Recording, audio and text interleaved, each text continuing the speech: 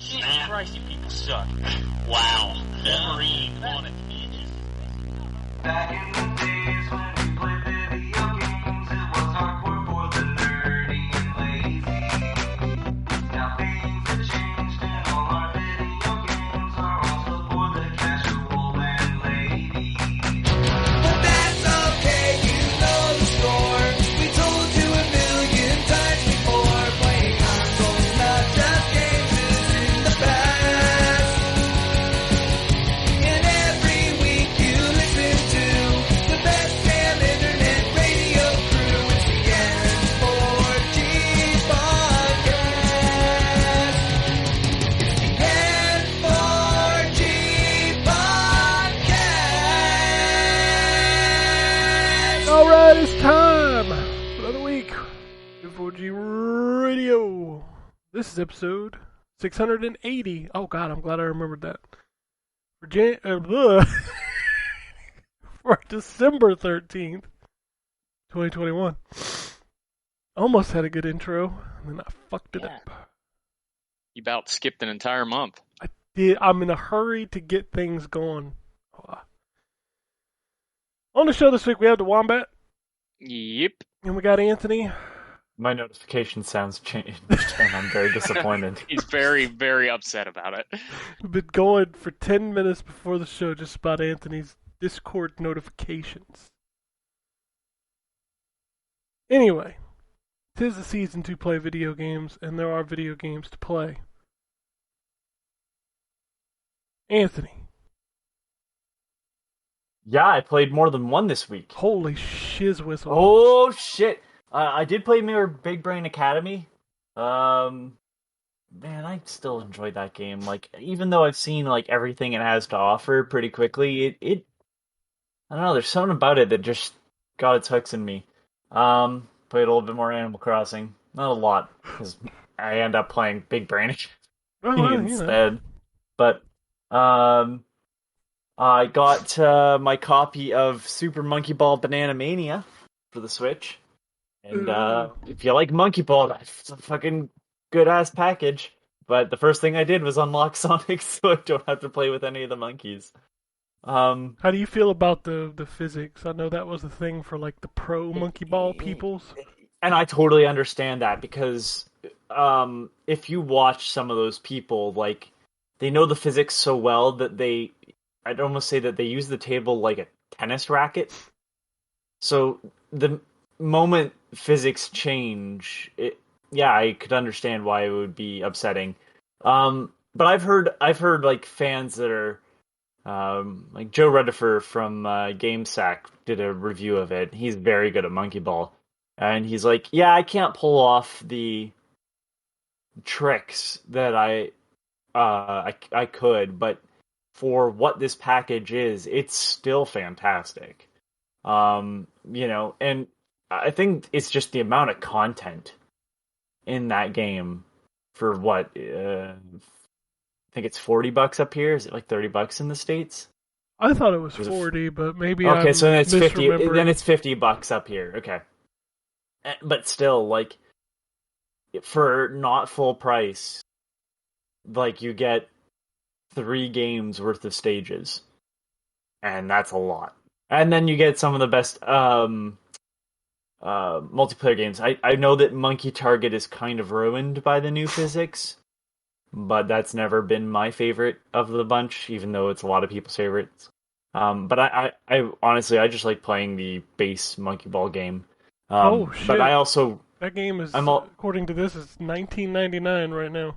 Yeah, like, I know really? it dropped in price for Black Friday. Like, Man, I may have to pick that up. Yeah, I see it for PS5 and Series X, both for $19.99. Switch is $25 because Switch tax. That's what I was just getting ready to ask. How much the Switch version was? There's also 2 different versions of the game for sale. There's the standard version, and then there's the the anniversary edition, which comes with like an art book and some cosmetic items, which aren't important for the game at all. But you can dress up the monkeys. Only the main 6 characters. You can't like put a hat on Sonic or change the ball that he's in. But it's got fucking the Dragon of Dojima in it. Yeah, it's a weird collection. But I'm hoping that like if we see other games, like if Sega starts revisiting other kind of classics, say Crazy Taxi, that they do the same sort of thing where they bring in a bunch of other Sega franchises into that game. If you Um, make a new Crazy Taxi, you have to have a new driver, and it has to be Dexter Holland, and he just like leans out it the would be window, nice. going, "Yeah, yeah, yeah, yeah, yeah." That'd be Hey, great. hey! Hey, it's Crazy Taxi, and they just keeps yelling at you to play the game, basically. Hey, hey, Um, hey. they a local game shop when before COVID hit because they downsized after that because they obviously weren't making enough money to keep their downtown location, but they had like a bunch of arcade machines that you could play too. And right near the door was their Crazy Taxi machine, and it was so annoying trying to shop with this thing just blasting Offspring and yelling at you the entire time. But yeah, I've been That enjoying was the that. late 90s. Hey, Yeah. I Pretty much listen. everywhere you went, there was Offspring blasting and people yelling at you. That was kind of the aesthetic. I It's not an aesthetic I hate. It's just an aesthetic that has its places. And when I'm trying to look and read like video game spines, having something totally distracting me is a little rough. But and then the last game I played is something I assume we all played, so I'll just wait. Oh, It's Halo Infinite. I'm So sure we're gonna have a conversation about Halo Infinite, aren't we? yeah, so I figure we'll save that closer till the end. So yeah, I do recommend Monkey Ball Banana Mania. I wish this. I don't know. With Banana Mania, it's so good. It makes me question why they did um Banana Blitz HD. Like, what if that was the test run? Because like this package makes Banana Blitz HD look terrible. Yeah, Um, it does. like what a waste of time because that came out last year. Like it wasn't a huge gap in between, and it's like it wasn't anybody's favorite. They had to get rid of all the amazing music. It was okay. It wasn't a bad game. Like I was glad to see Monkey Ball back, but knowing that this was apparently on the back burner, what they should have just skipped it. Well, I think you're But right. I think it was like a test the waters to see if people would actually buy it, and they did. and that's why we But I got mean, Banana Mania. but then they also, yeah. But the amount of work in Banana Mania tells me that they were working on that long before they put out Banana Blitz HD. And Banana Blitz HD, they ended up packaging with Sonic Forces Sonic or Sonic Forces. Mania. Well, they ended up selling bundles on Switch, whereas like one of them had a Monkey Ball and either Sonic Mania or Forces, and then they also had Sonic Racing, Team Racing with the other one that wasn't with Hey, Banana at least Blitz. they wanted it to succeed and didn't package it with Sonic Heroes. Oh, you're lucky. I don't really love that game because there's some crazy people out there that love that game, and I'm like, They're it's okay. they're legitimately having issues if they think Sonic They Heroes was a that good that game. that game's soundtrack is fantastic, but that game, boy, they want you to play that game 4 times perfectly to get the like true ending, and I don't want fuck to play that that. game badly once. Yeah, exactly. Like there's some levels where like the physics just Don't shit the work. bed, and you go, I don't want to do this anymore. And listening to the fucking robot repeat the same phrase over and Omo over. Chow. Omo Chow, the pain in the ass. Yeah. Ugh, fuck Um, that game. but yeah, so that's it for me until we talk about Halo. All right, Wombat, what's up? All right. Um, well, I played uh, Halo, so we'll talk about that when we get to Halo. But I also played some more Psychonauts 2. I'm getting what I believe is relatively close to the end. So I'm looking forward to polishing that one off. Without And, spoilers, what was the last level you went through? I'm in the librarian level right now. Okay. You then I can't recall if you can do those two, like, because there's a couple times you can do stuff out of there's a order. librarian one, and then there's the like island plant Oh, the one. island one, to get all the figments, that was the biggest pain in the ass. Yeah. So I've done that one already. I'm doing the library one now. The next level is one of my favorite levels in video games. Have you already Yeah. gotten past the game show? Oh yeah. That was my favorite level. I love that level. You talking about the cooking one? Yeah, the cooking game Yeah. show. Yeah, that was great. It's a really great level. Yeah. Yeah, and really, really good. And you've definitely passed. Like my next one is one of my favorite levels in video games because like it does exactly what it set out to do. But if you're gonna ask me like what the favorite level in the video game, like in Psychonauts 2 is, it's actually probably Sensorium. Like, Oh yeah, that one was pretty good. you need to go back after you're done the librarian level because Yeah. you need the power to get the vaults. Viewfinder things. Yeah. And it's a very. I cried when I saw those. Like that was very emotional. But that was my favorite. The music in that level is just spectacular. So, is it living up to your expectations? Absolutely, it is. Yeah, 100%. Such sure. a good game. It was robbed, not to spoil the Game Awards conversation later, but not even getting one win really upset me. Yeah, me too. Yeah. So yeah, it 100% is living up to my expectations. I'm really enjoying it. So, and again, all the characters are great. I love the fact that it does the same thing the first game does, which is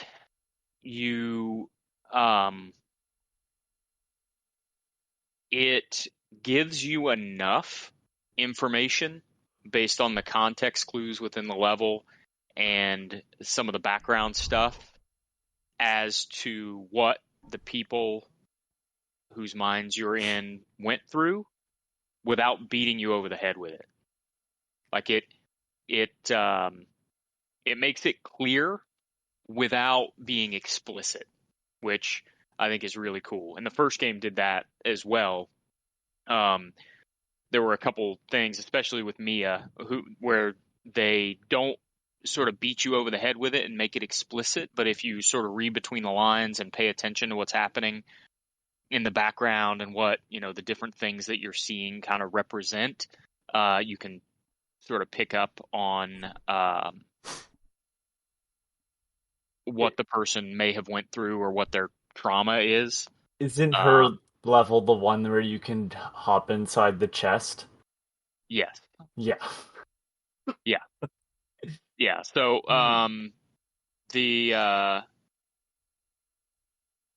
it's a really I love that sort of I love the storytelling framework of the series. And so I'm grateful that this game has kind of lived up to that. So yeah, I'm loving it. It's my game of the year so far, although it's easy for me to say that because I haven't played a whole lot. So I've played a ton, and it's still way the fuck up there. yeah. So yeah, and then other than that, all I played was Halo, I think. Let me just think for a second if I played anything else. I don't think so. No, I intend to buy Chorus, but haven't bought it yet because I've got Psychonauts 2 to finish. I've got Halo now on my docket. I've got Hitman 3. I got too much other shit to finish, but I'll pick up Chorus soon. Yeah, chorus is still very, very good.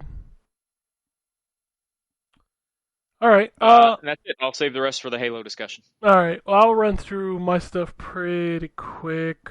I didn't really have a standout indie game this week. Ever Forward was pretty cool. It's like a 3D platformer puzzle game with a really cool art style. Was a lot better than I expected it to be.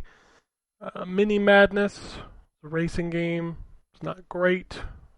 Ball Lab is an interesting take on the whole like physics-based ball game where you're going through levels, but like you'd go one way and trigger like the more of the level to open up, and it would change like where the spikes are. It was actually a pretty neat little game. Collapsed was a roguelike, so I didn't really dig that game all that much. I liked playing it, but I again don't like the roguelike back and forth. Two games that I played were a little bigger. I played Serious Sam 4, which is a hell of a lot of Serious Sam.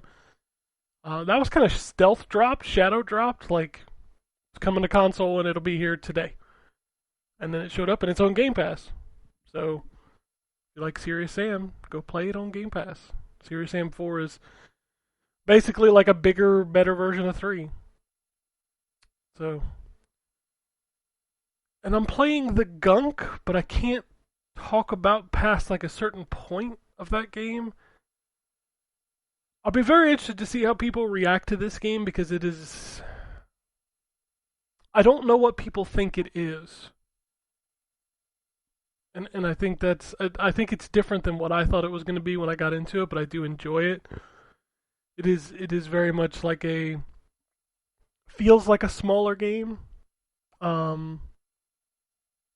a little bit of kind of Luigi's Mansion where you're cleaning up the gunk, you're exploring this alien world, you're scanning items. Over the course of the game, you'll collect like resources around the world and upgrade things. So like you can upgrade your boots so that you can run, or you can upgrade your backpack so that it can pull larger items, and then eventually you can upgrade to where you can like shoot these things to open doors for puzzles, and it's very much an exploration / narrative kind of game.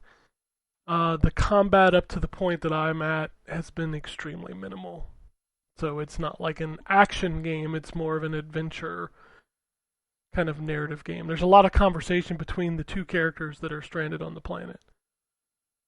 But I am enjoying it. We will see how it pans out as I get deeper and deeper into the game before I review it this week. And then, excuse me. The only other thing I can talk about is Seagate sent me a bunch of memory stuff. I'm going to be doing a write-up of hard drives and things for the new consoles. They sent me the 2 terabyte card for the Xbox Series consoles. So I'm going to talk about that. They sent me the big game drive, the 8 terabyte thing, like the old platter drive. And then this week I got the PlayStation 5. So I got one of the little SSDs that you'd have to take like the panels off of your PlayStation to install. And I was very nervous about that because I had not taken the panels off of my PS5 yet. And I have to say, after taking it off and installing it, it was super easy. Like literally, if you know exactly where to kind of pull the panel, it pops right off. And then literally all you have to do is take out like the mounting screw, plug in the hard drive, put the screw back in, and then pop the panels back on. And it literally took me 5 minutes. And then you boot up the PlayStation and it literally goes, hey, this thing is plugged in. Do you want to format it? You say yes. And now my PlayStation 5 no longer has a piddly 600 gigabytes of space. It now has 4.5 terabytes of space.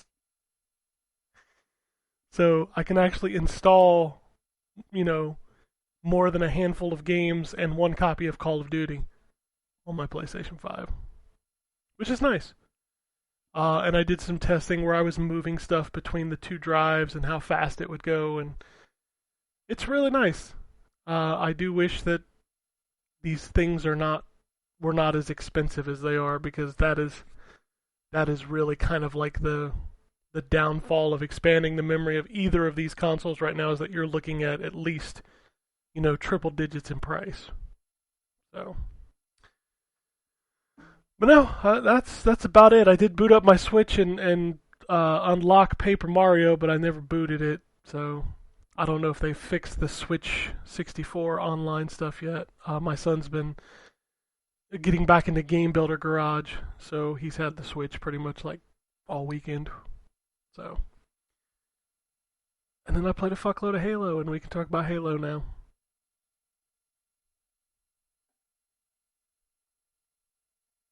Or Who we wants can. to start? I was gonna say we can sit here and be like, Well, nah, that's cool. Ken, you've played the most. Maybe you should start.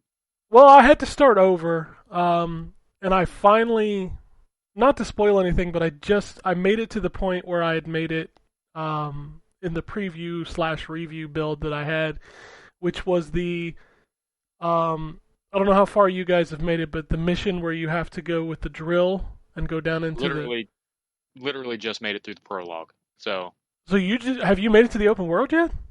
No. Oh God. No, I literally just booted it up so that I could see what it was like. But you know how I am, man. I want to finish Psychonauts before I really dive into it. So Gotcha. When you say you finished the prologue, I got off the exploding ship okay, and I saw the Halo Infinite title card. okay, because there's another part that I would consider part of the prologue. Basically everything before you get to the open world. The open world, yeah. Because you're not there yet. You're going to do another part before you get there. Another very much Halo level. Yeah, which is basically what the missions are. Like, once you get to the open world and then you go do a mission, it's basically a level of Halo, like old Halo. Sure. It's a very interesting like way that they've done it, but I think that it works. I think the combat in Halo is so much fun to do, and when you finally toss it into like a true open world and not just like a big open level, it makes it interesting to play. Anthony, before I get into the things that I don't like, what do you think of the game? I'm gonna be really nerdy for a minute, which thank God I'm on this podcast and not one that isn't accepting of that, I suppose. But I'm just gonna say it now. After playing Halo 5 when it came out, I think part of the thing that was missing was the character of Master Chief, and Master Chief was too, I don't want to say brooding, but it was like very weird.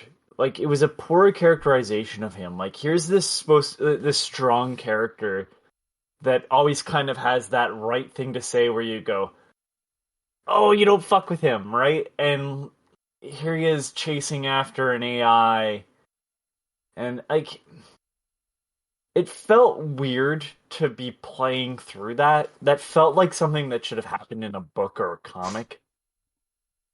And so when, in the prologue sequence where it's just him and the pilot, and it's like, we could be the only two alive, and Master Chief just says, so there's still that means there's still hope.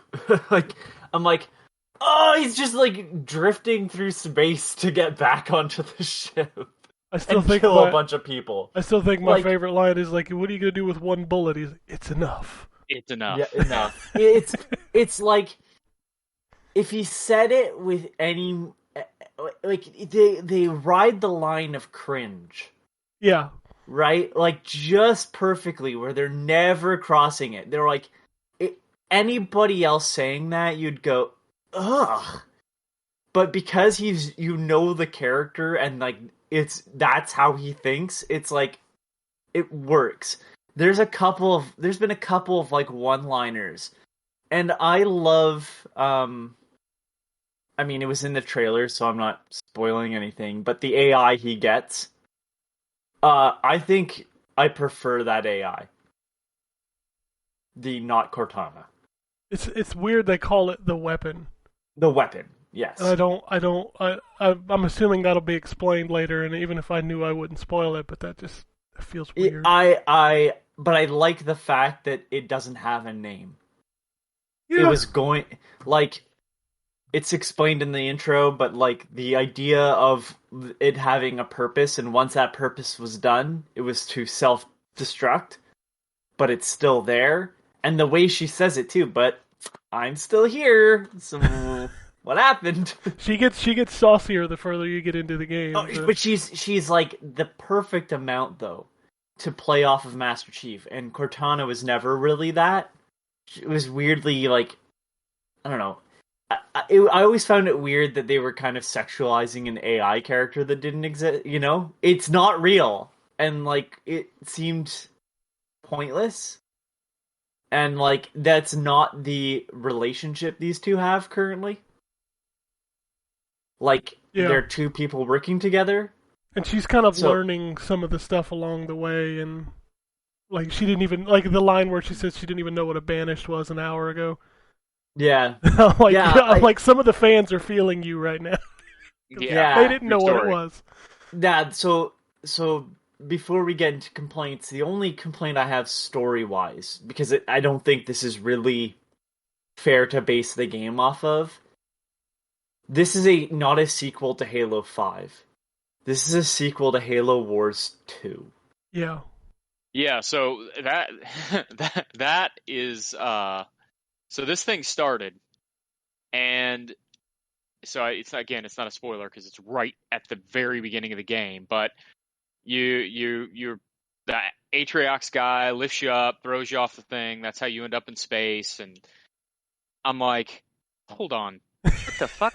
Who is this Like, guy and what's going on? What have I missed? Because this is not what I remember from Halo, the way Halo 5 ended.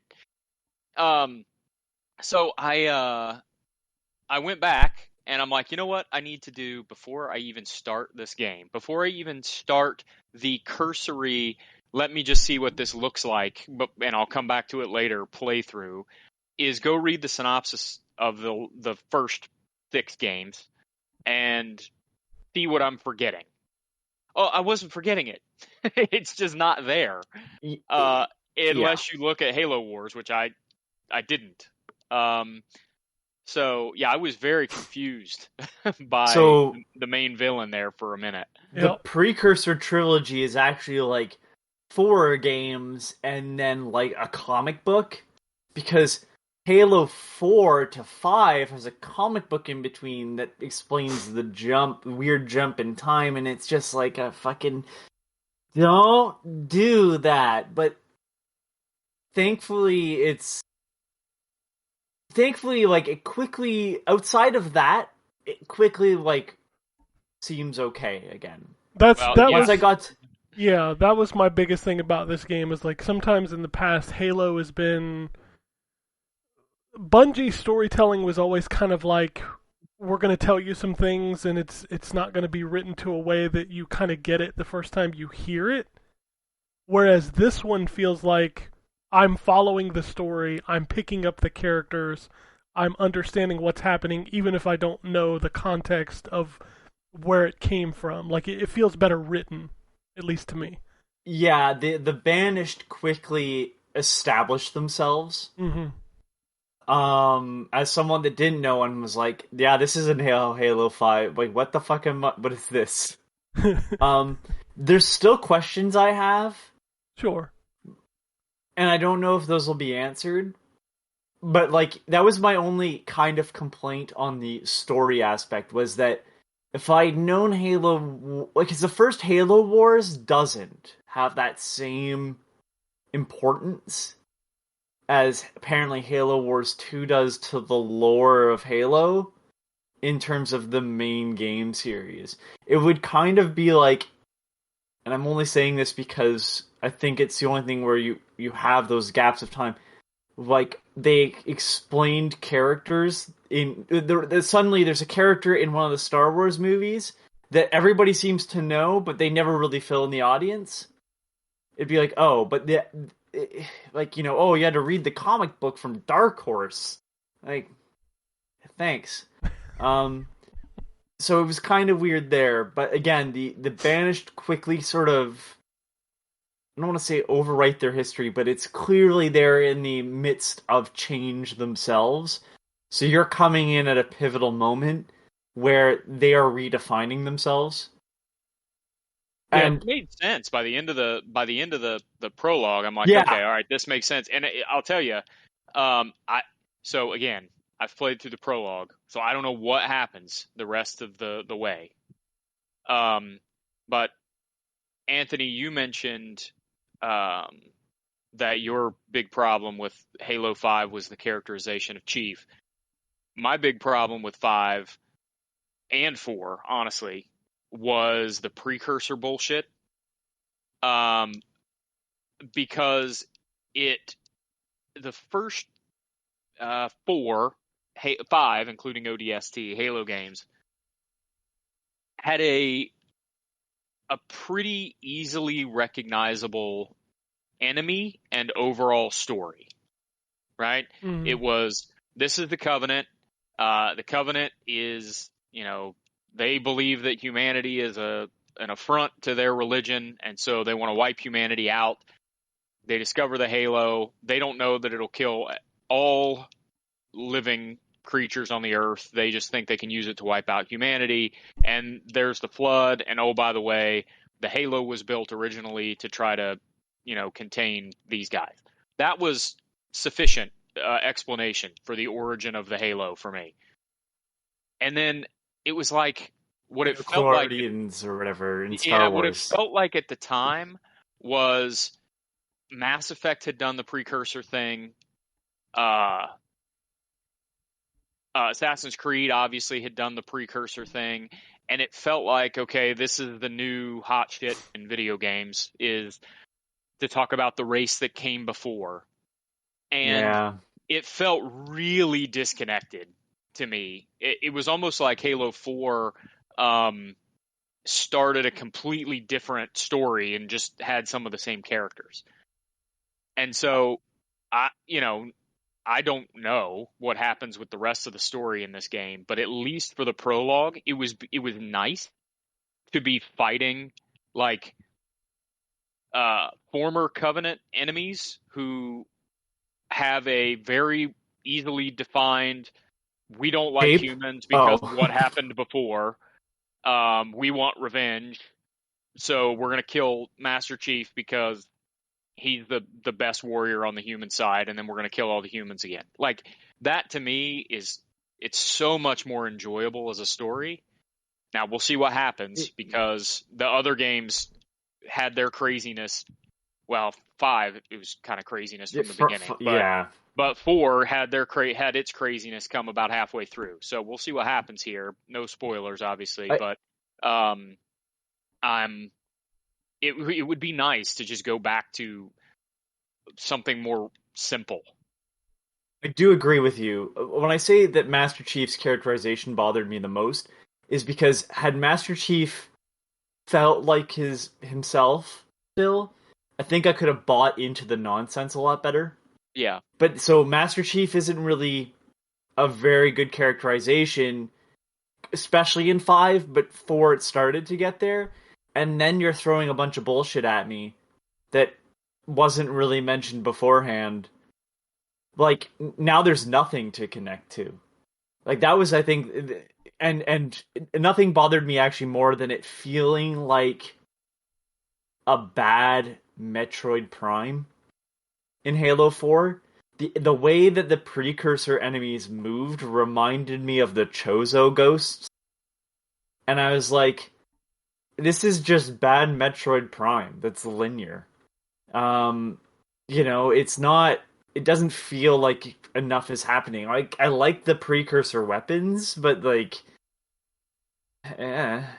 Also, I'd argue that the precursors started with the Jack and Daxter series, where they were yeah, I forgot that game is called the Precursor Legacy, and you meet these giant weird statues and stuff, and it was just like, oh, the mystery. Yeah, I mean, if we're going way back, technically the precursor stuff started with Metroid, right? Because they had the Chozo and all that stuff. But but I just mean it became a trend where it felt like every game was biting into that. We have to explain the origins of everything in the universe. Yeah. Right. Yeah, nobody Yeah, needs you're that. right.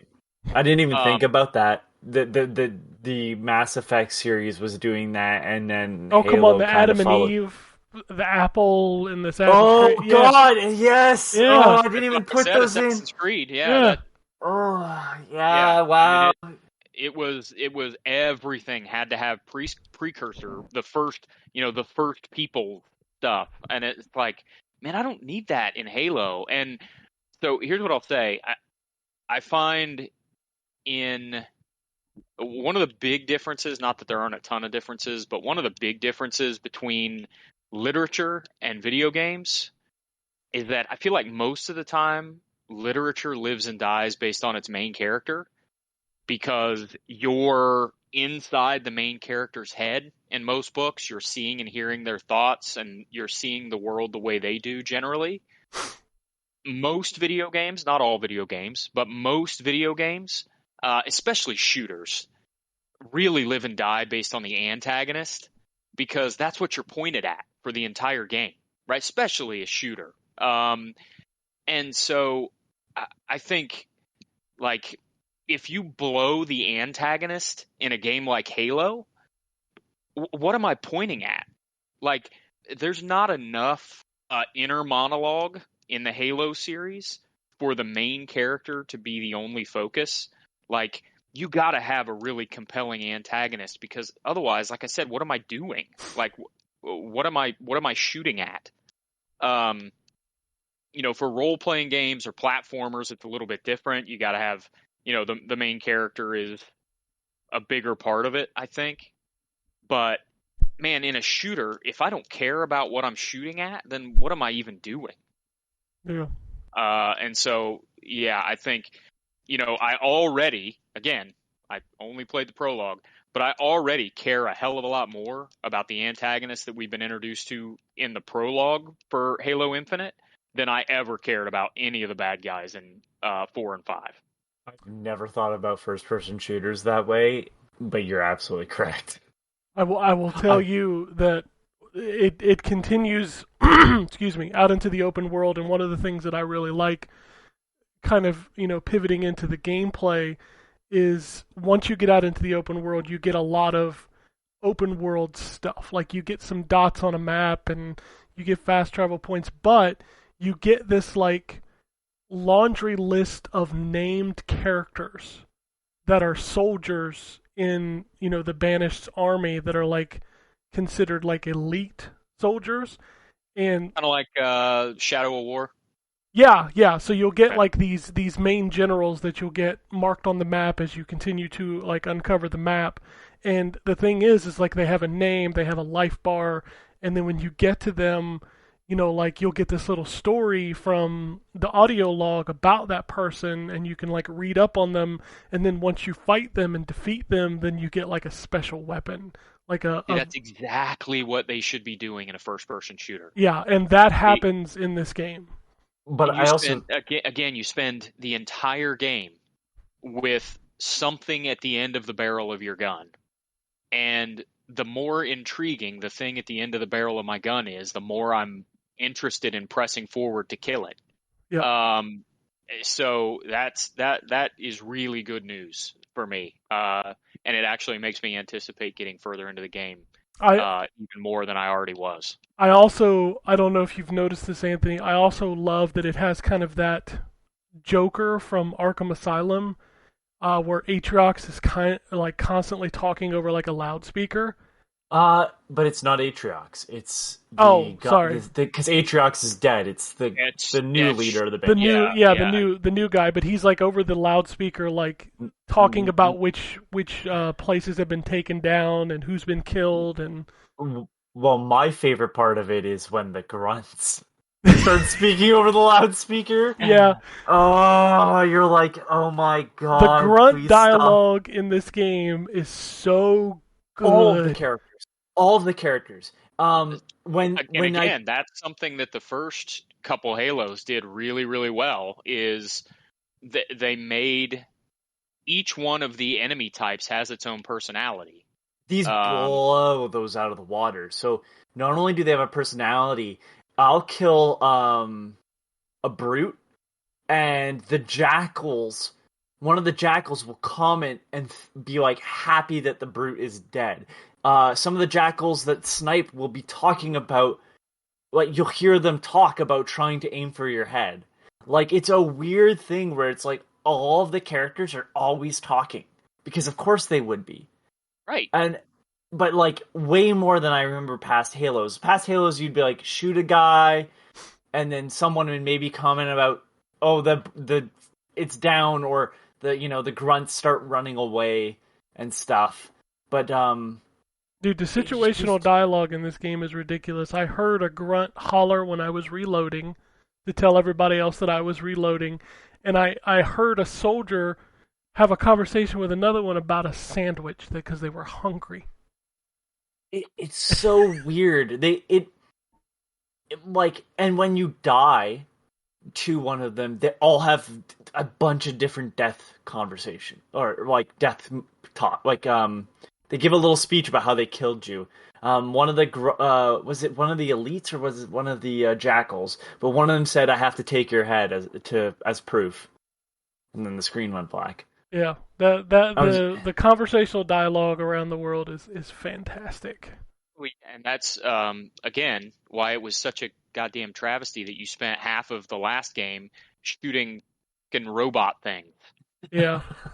Like why am I doing this? You've spent all this time building up this cast of characters of bad guys and making it, clear that these are, yes, they are a faction, but they are different races brought together by this cause. So they bicker and argue and stuff like that, and then you spend 90% of the last game shooting robot things. Yeah, this feels like we're getting back to what made Halo great, while also advancing it with things like the grappling hook and the equipment, and there's an upgrade tree, and there's there's an open world that you can choose to explore and unlock things, or you can just kind of flow through the storyline and just play the missions. Like, that's entirely up to you, but you get that trademarked 30 seconds of fun in an open world where you can approach things from so many different ways to do them.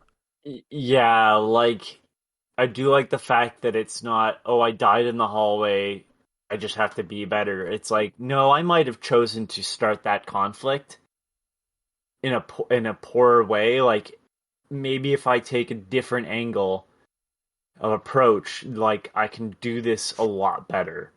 Yeah.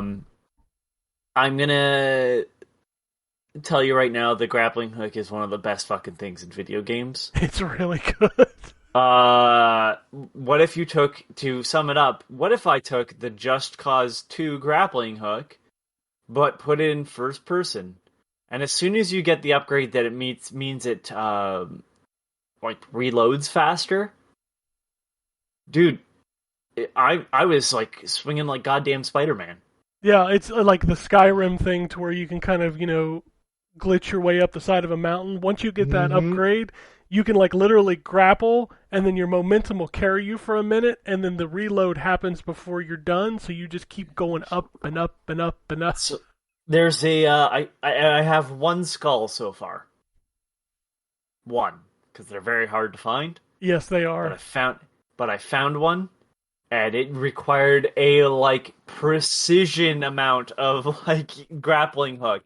And I felt so satisfied when I did it. Yeah. And, like, you get to upgrade that so it becomes a weapon. The invisible enemies, there's an upgrade for that. The first boss fight, other than just being, like, poorly equipped, I wish I didn't have the weapons I did. Don't take a shotgun into that fight is what I'm going to tell you right now. It was so good. And I was like, yeah, I have not felt bad that I've died. And I've died a lot. Because just, like, clearly I'm approaching this with the wrong mindset. Like, there's a better way to do this. And like sometimes it's just going back to one of the field operating bases and grabbing a bunch of soldiers, so the odds are stacked in your favor.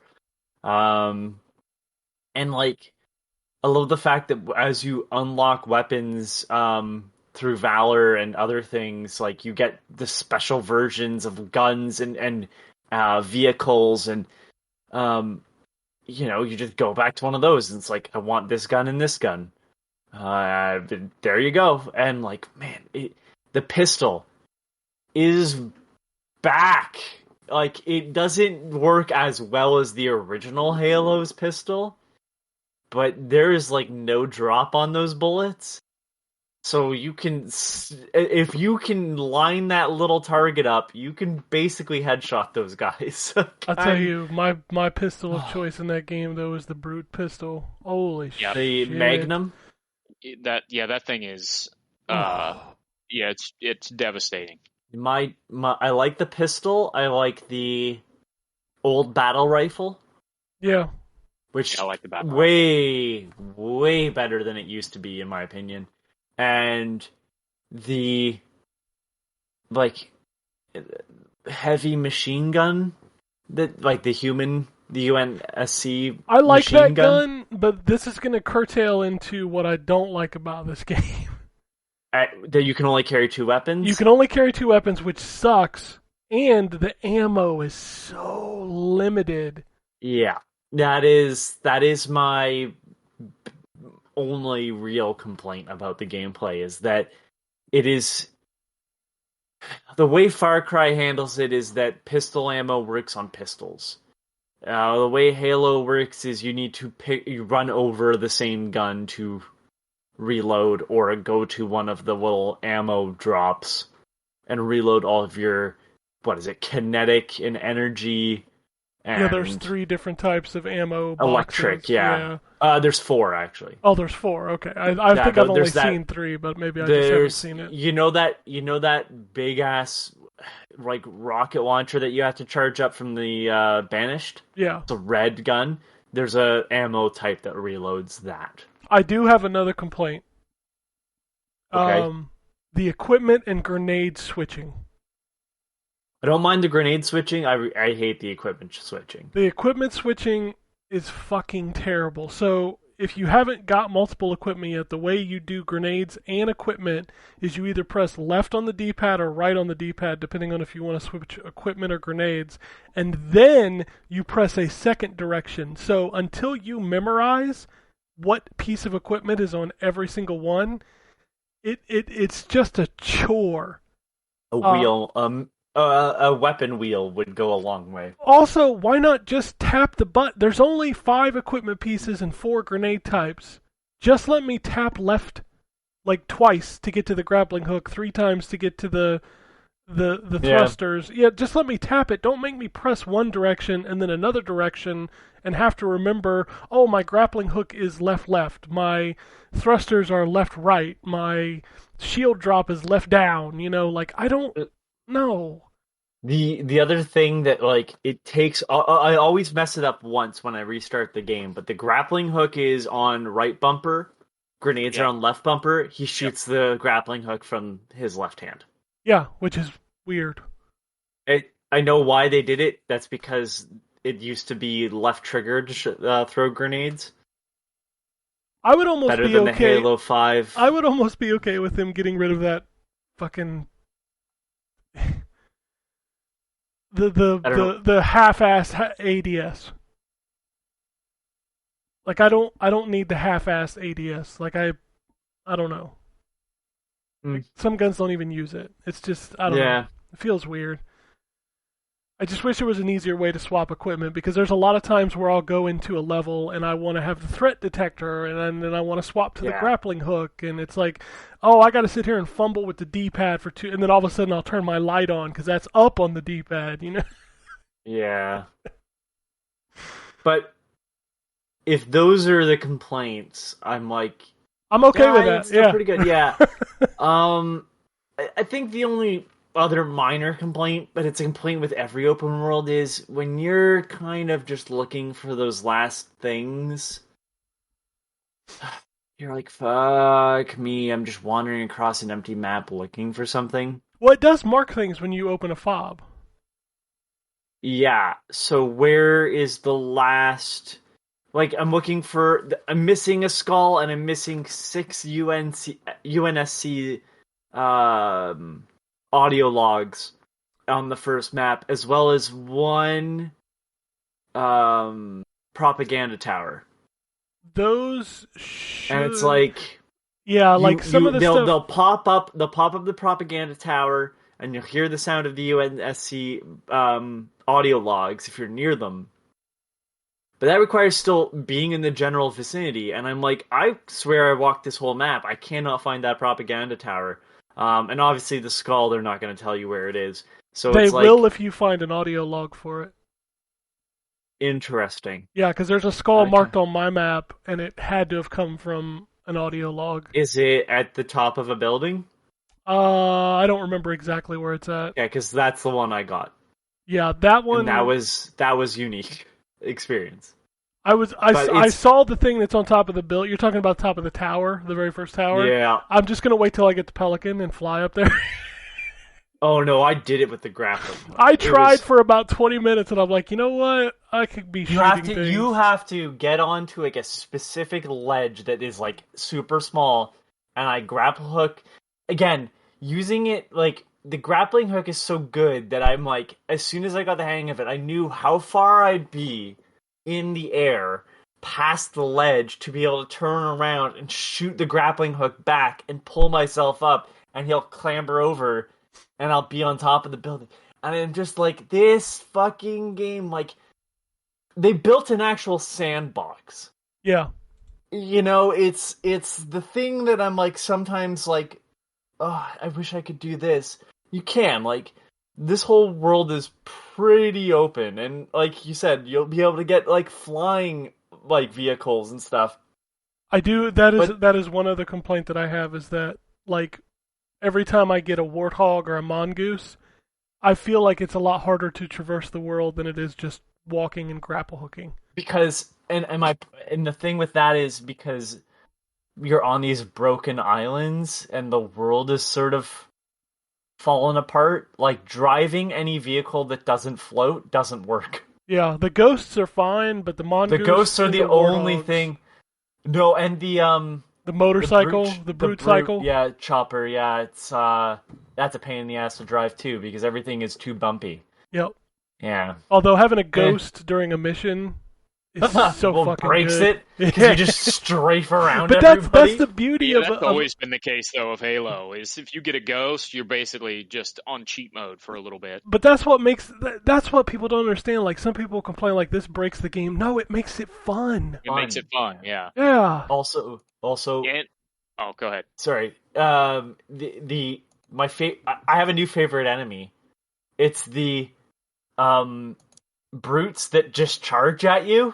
Oh yeah, screaming at you. Here I come! Like, every time it happens, I panic. I'm like, oh shit! Running backwards, trying to avoid the guy, and then there's another one coming in the distance. Oh no! I'm like, yeah, this is bad. And it keeps me on my toes. The best thing about the Halo Infinite launch is that I have Master Chief giving me voice directions on Waze, and my vehicle representation on Waze is a ghost. Is this a thing they're keeping? Please tell me it's a thing they're keeping. I don't know. Most of the other ones end up sticking around. So Oh, we'll well, I see. might have to switch to Waze then, because I just want Master Chief to tell me where to drive. You can have him or the brute guy give you directions. I don't want the brute guy. But Master Chief will be like police up ahead. Did you call for backup? Or he'll be like there's a hazard up ahead. Be careful. This could be a trap. So This is it's great. a lot of fun. I enjoy gimmicky stuff like that on Waze. They always do a good job with stuff like that. I'm loving it though. Like the overall Halo Infinite, it's like feels like Halo again. The moment the music kicked in, Yeah, the music and in you're this like, game is the best it's been since Marty left. For yeah, sure. you're like, wait, this is the original like music redone. Yeah. And I'm like, holy shit. And so I'm like, I'm doing the open world stuff, and it's like, I'm listening to a podcast because there's no music when you're wandering around necessarily, and I go to fight the elite with the sword. I don't remember his name, but he's like the first target you get. And all of a sudden the music starts playing, and I'm like, holy shit, this is a walk in the woods. Like, my favorite song from Halo.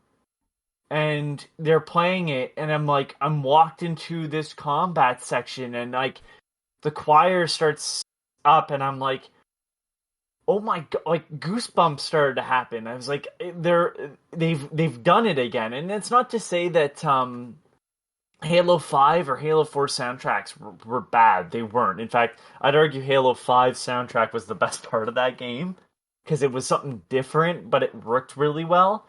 But it's The thing about Halo music is that the music that's good is really good. So even it's the iconic. even the bad music stands out as because it's not bad. It's still good, but compared to other Halo music, it's not.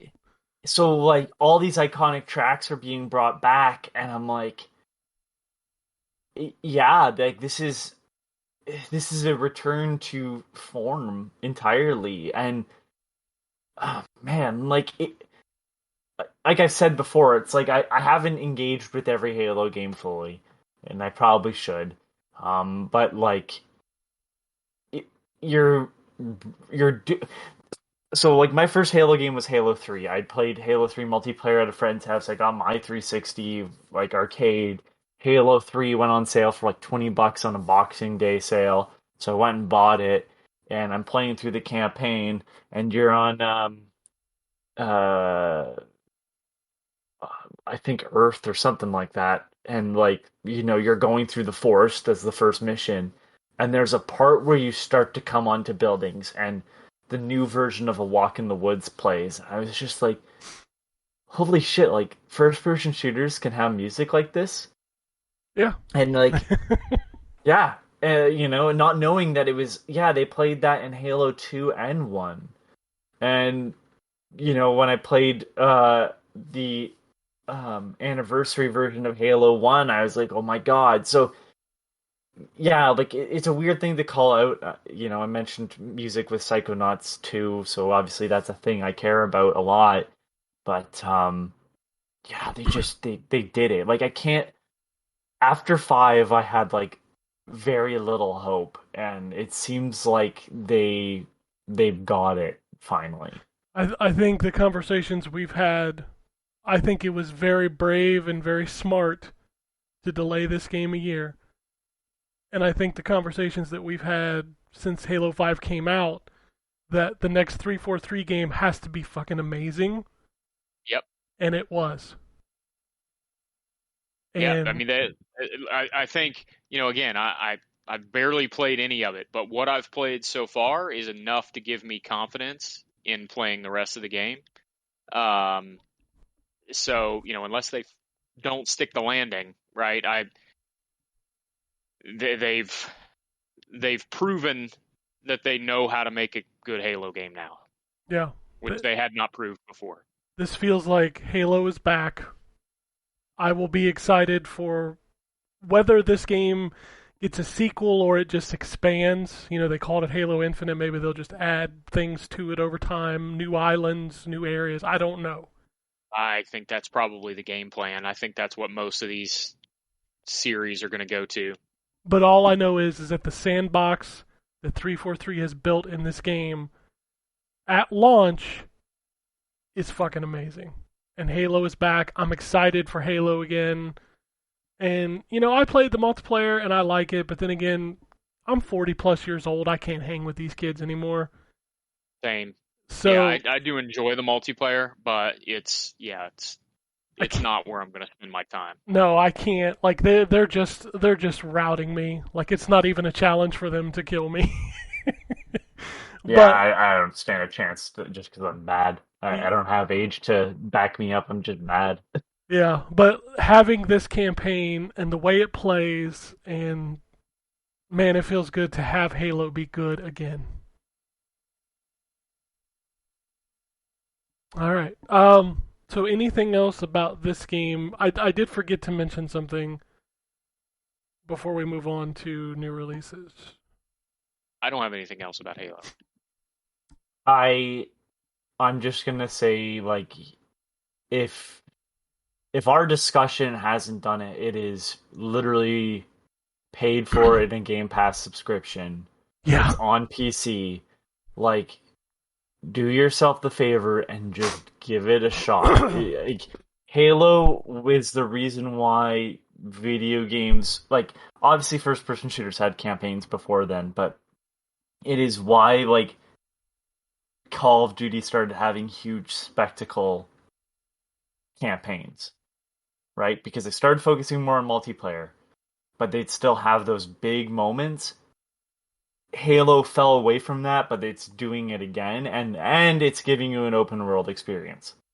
Like, that intro sequence is so fucking...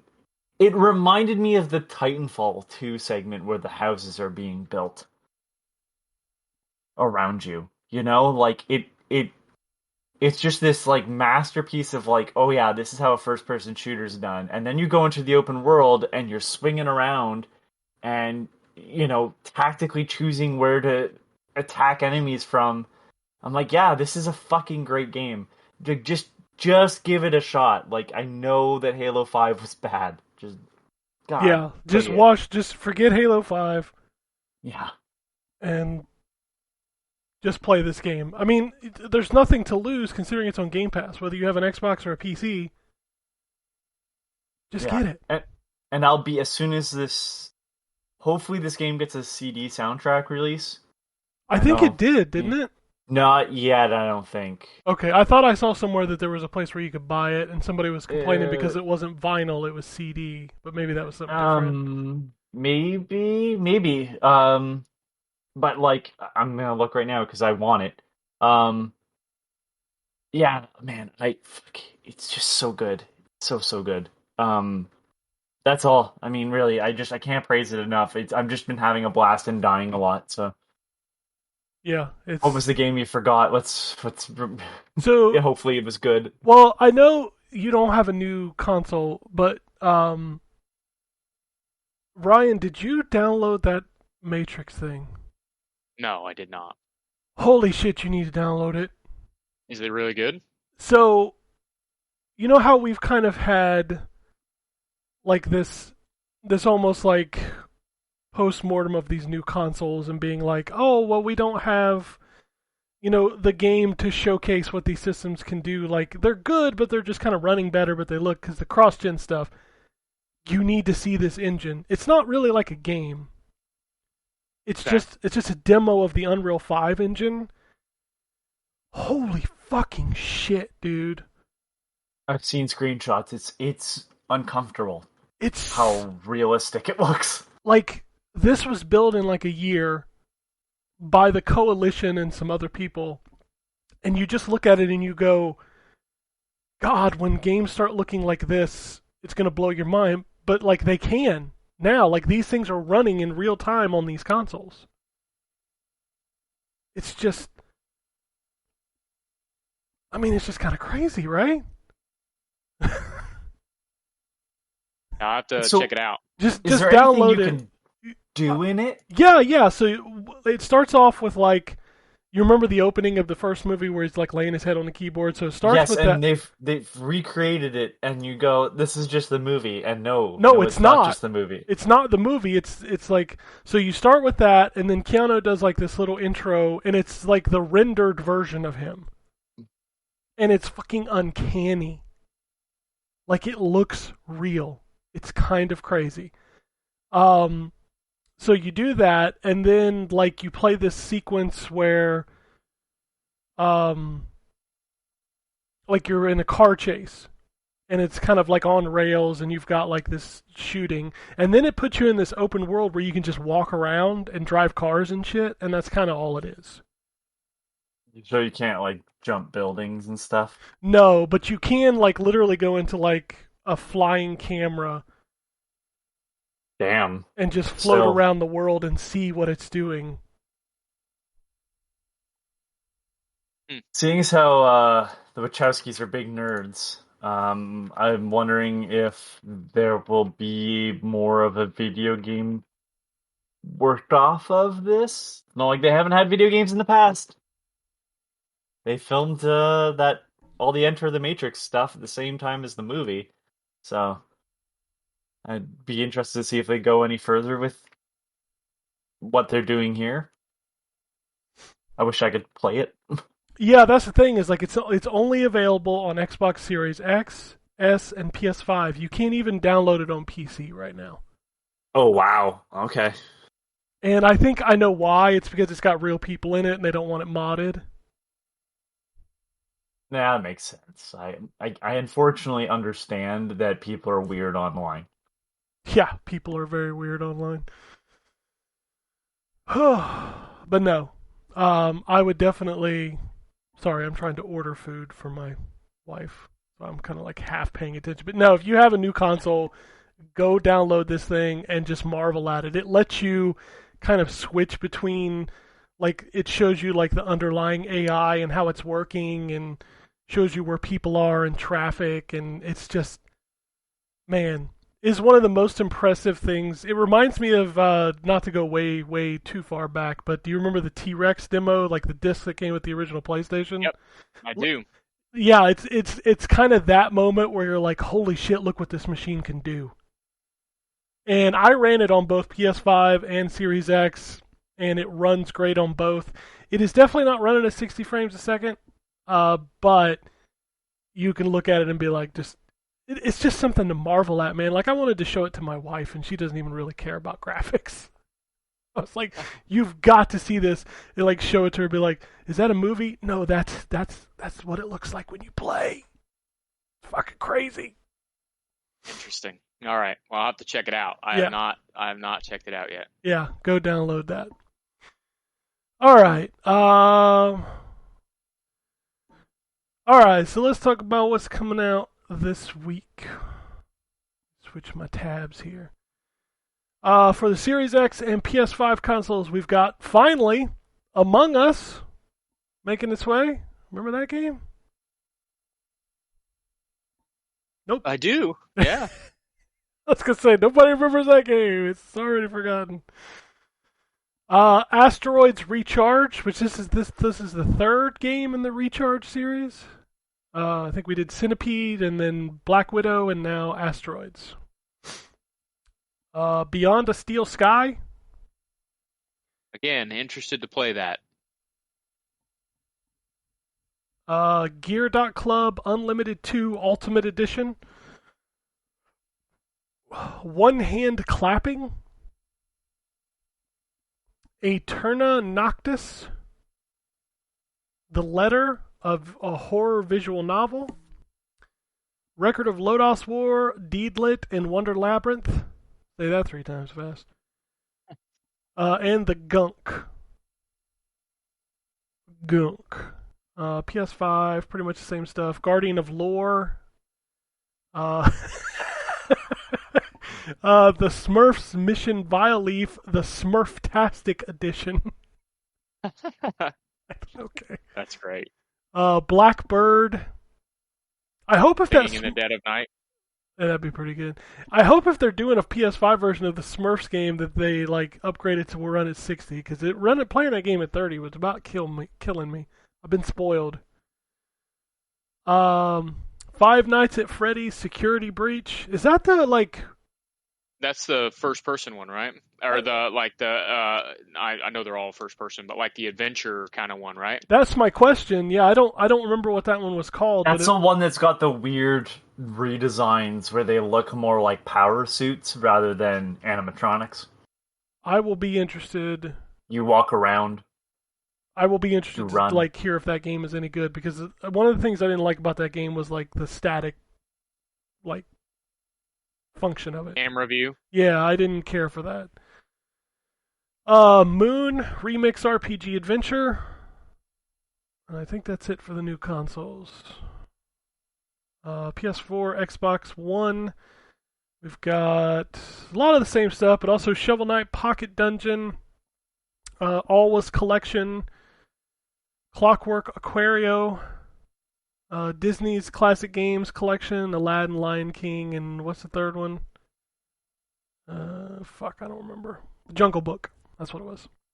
Clockwork Aquario, because I'm a Wonder Boy fan, is like the last game that was being made by the Wonder Boy team, West Stone, and just never got released. And so the company that owns and Strictly Limited Games finished it, and from the sounds of it, it's alright.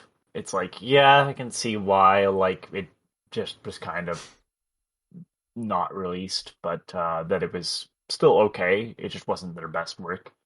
I always like very, very pretty looking, and like I'm glad it exists, but you know, I always like when we get something related to Wonder Boy and Andy jumps into his David Attenborough narration, telling us all about Wonder Boy.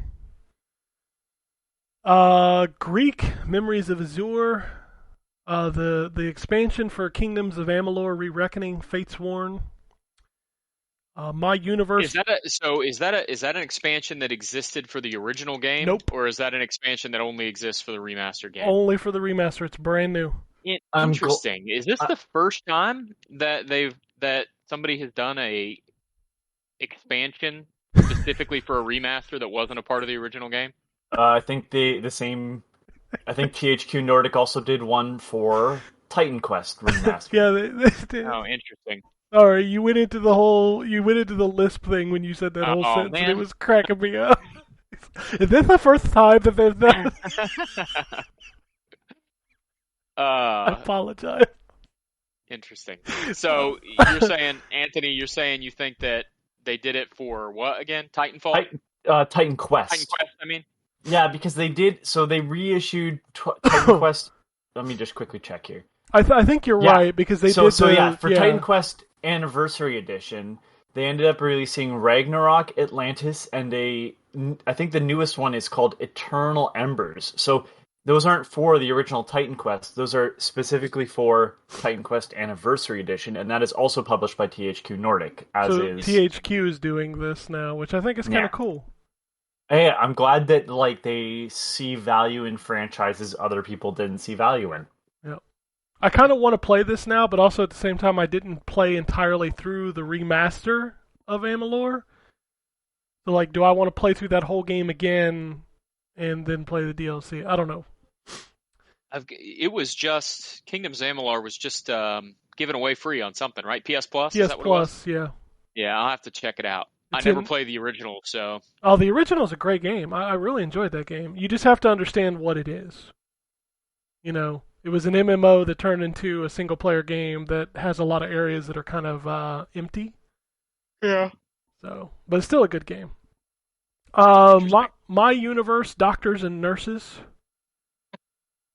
Sure. Is that like dogs or cats? Yeah, like one of those My Universe games. I don't know what they are. I don't play them. Arcade Archives, Mirai Ninja.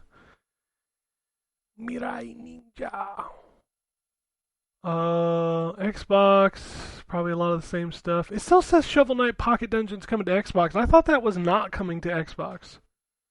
Well, dude, I looked it up last week and said it wasn't coming to Xbox. And so one of these two internets is lying. Okay, yours or mine. We'll find out when the game releases on Monday which one was lying. Dr. D, The Silk Rose Murders. Sorry, Detective D, not Dr. D. A lot of the same stuff. Inspire, Ena's Tale, Circus Pocus. The Grand Theft Auto Trilogy physical editions are coming out this week for Xbox and PlayStation. Switch was delayed to January. Murder Diaries 3, Santa's Trail of Blood. What the fuck? I'm gonna take a wild guess. I'm gonna say it's a Like one of those point and click games. yes, but the hidden objects. Yeah. I know what you're talking S- about. They all published Santa by like the same publishing house. It's, what is it? Murder Diaries, Santa's Trail of Blood. Let's see here. Is it a hidden object? Oh no, it's not. It's a weird third person thing that might be an asset flip. I can't tell. It's fucking weird looking. Oh, and That Anthony, is not what a, I phy- thought it was going to be. a physical version of the Eternal Cylinder is also releasing this week. That's a good fucking game. All right, Nintendo Switch. A lot of the same stuff. I'm trying to look for the first new game here. Dun-dun-dun-dun-dun-dun. Of course, it's Dinosaur Jigsaw Puzzles. Hashihime of the Old Book Town Append, whatever that is. Love Pop with an exclamation point. Omno, I played that game. It's all right. Sakura Santa. That sounds like a hentai game. That's gotta be a hentai game. The Enigma Machine. Forgotten Hill Disillusion. And Him and Her 3.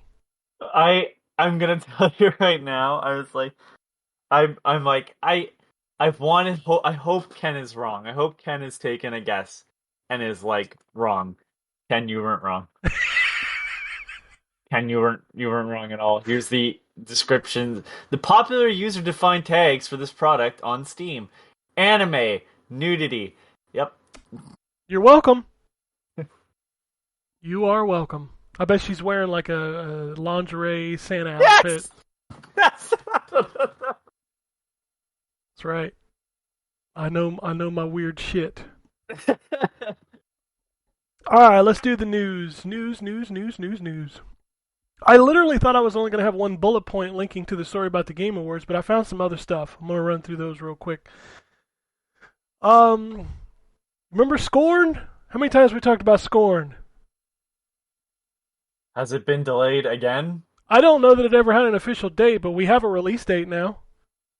4 years from now? October 2022. What now? Say this one more time. Scorn, the horror porn game, you know, with the creepy wall penises and shit. That game is... I don't know what you're talking about, which makes it even better. Okay, good. We have a new casting for the Last of Us TV show. Nick Offerman will play Bill. Okay. God, I hope it's just Ron Swanson constantly hollering at Joel and Ellie. That'd be great. Here's one for the Wombat. Rumored next Valhalla expansion pack coming in March. Apparently it's huge. It's like 40 hours long, and it's based on like God of War stuff, like it's Ragnarok stuff. Interesting. Yep. That's a rumor. Yeah, That's not official.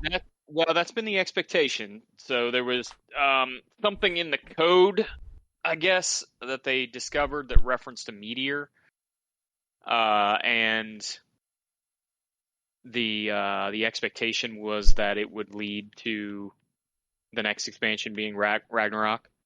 So yeah, that's also content I need to finish. I never finished the first DLC and haven't even started the second DLC for that. I'm terrible. I've never finished. I also have not played the DLC for Ghost of Tsushima. I played through that. It was good. It's a little short, but it's good. We're getting our first DLC character for Nickelodeon's All-Star Brawl. It's free. It's already out. It was Garfield. So go Who down. is this game fucking for? I don't know, You but I played it again when they added the free costumes. Costumes. I don't know, that game's fun. I wish it was better, but it's fun. Star Wars The Old Republic Legacy of the Sith expansion's been delayed to 2022. Microsoft has trademarked Halo the Endless. I don't know what that is. Infinite, the endless, just going for all the ways to say like this is never going to stop. Halo forever. Paper Mario dropped on Ever?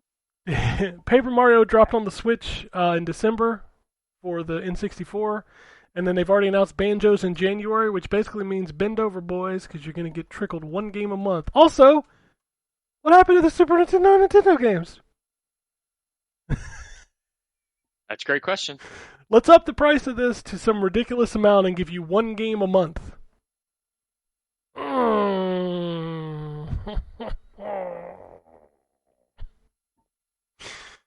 Nintendo, baby, what are you doing? What is you? Nintendo is fucking up. Sony has purchased another studio this week, Valkyrie Entertainment.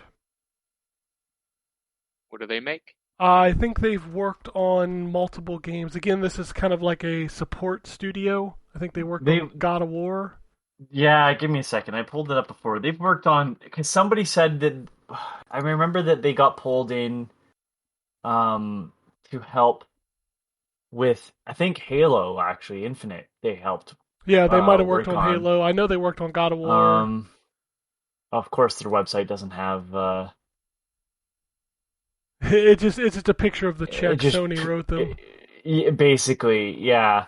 But they worked on a ton of stuff. Yeah, they're like a support studio. So, all right, let's get into the Game Awards. There was a lot of stuff. I don't know if you guys watched it.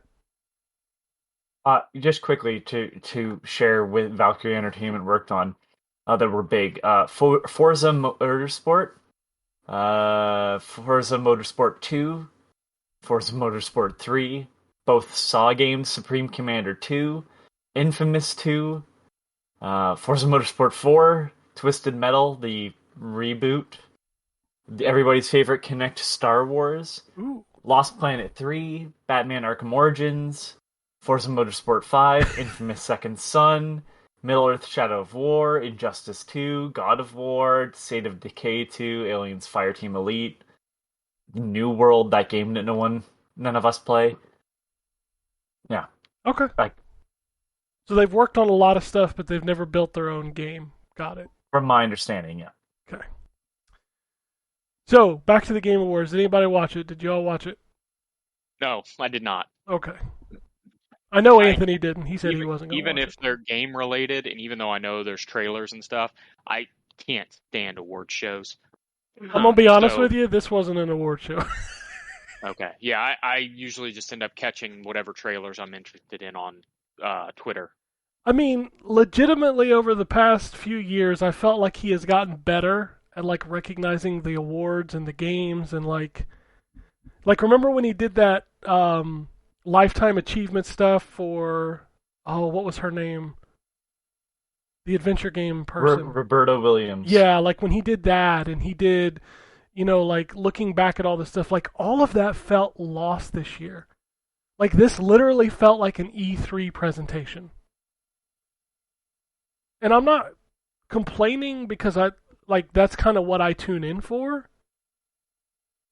But the awards really felt like an afterthought, more so this year than they have for the last few years, which I felt was weird. There were like 10 world premieres in the pre-show, Ryan, if that tells you anything. World premiere. Yeah, there were like 10 of those in the pre-show.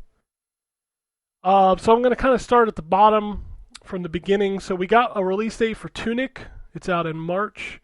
We got a release date for Crossfire X, which is that Remedy single player for the multiplayer game.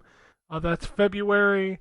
And Lost Ark, which is the MMO published by Amazon, will also be available in February. We got a new game from the Falcon Age developer Outer Loop Games called Thirsty Suitors, which had a lot of strong Scott Pilgrim vibes.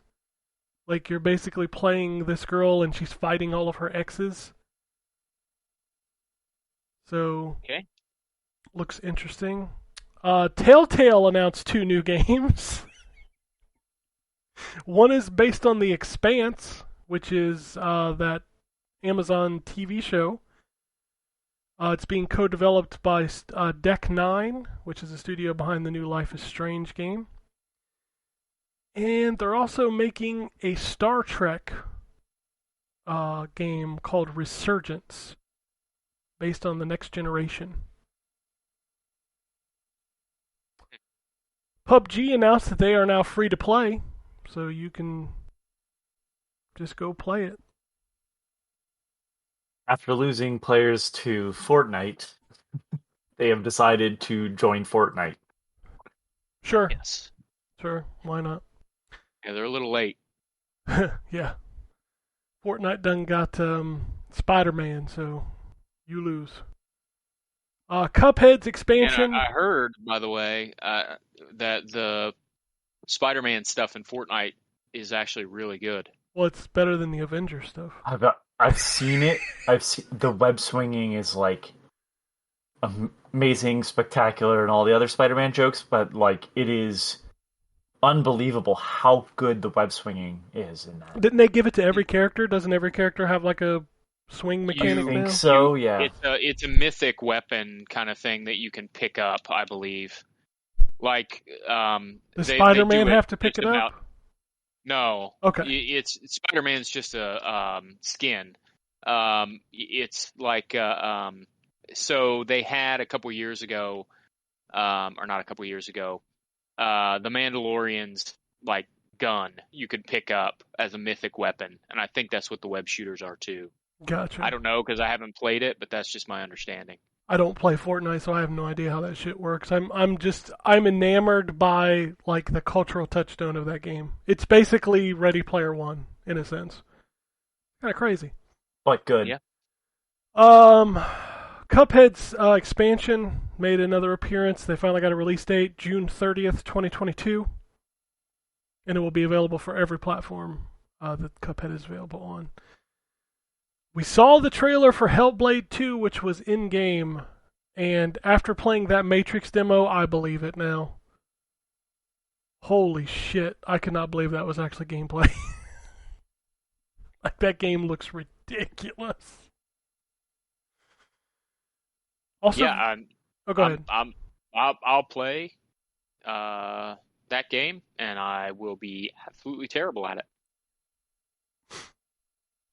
just like the original. Yeah. Man, I don't know if you watched the trailer, but God bless America. That is I did them. not. That is in game, and it is just mind blowing how good it looks.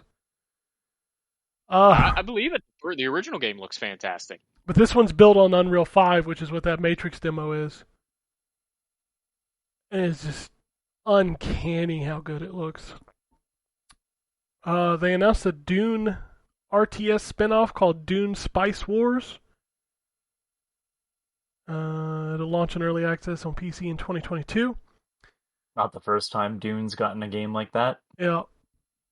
We got to see the new Sonic the Hedgehog 2 trailer. God damn, that looks good.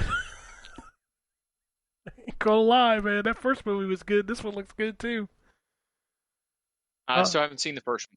Oh, it's such a good movie. It's such a good movie. I Thank heard God. Yeah. My internet- my wife and son liked it a lot, but Thank God the internet bullied them out of using that original Sonic design. Good lord. So, Yeah. Ben Schwartz presented the trailer at the Game Awards, and he made the joke about fixing Sonic's teeth and legs. Google Play games are coming to PC, so you'll be able to play your phone games on your computer. I feel like we're going backwards. Okay. I feel like we're making bigger cell phones again. You know what I mean? oh yeah, that's been the case for a long time. Oh. Among Us is coming to VR. Seems like a weird. I've never played it, but it seems like a weird game to put in VR. I'm wondering how they're doing it. I mean, it Like- literally looked like Among Us in the trailer, just in first person. I'm wondering though if you're gonna be. So have either of you played Among Us? I have No. not. No. Okay, so when you're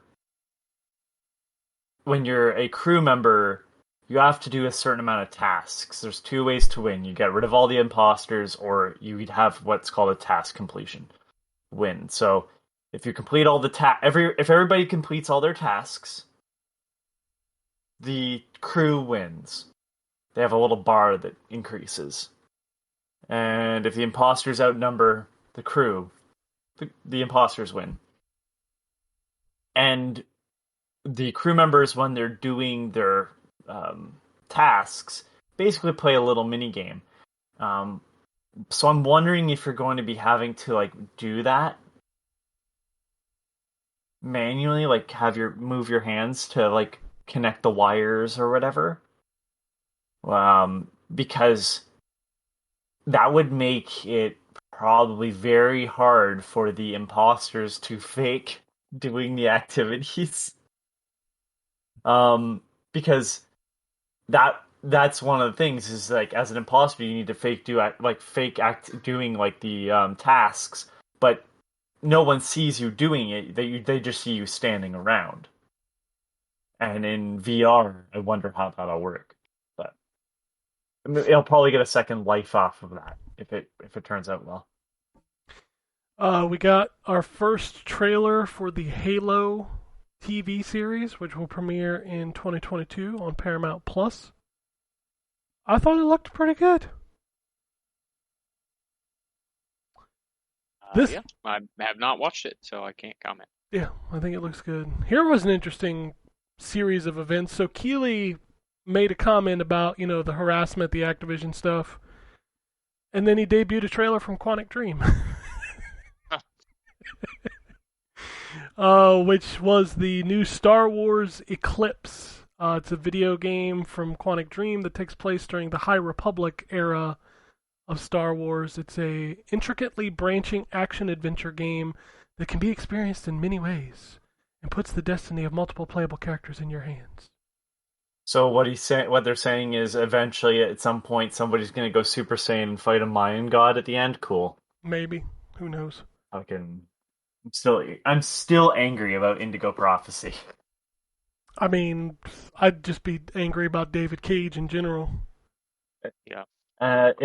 What do you need out of a console? And his response was more emotion. Emotion. We could do the emotion joke again. I need emotion. Emotion. What?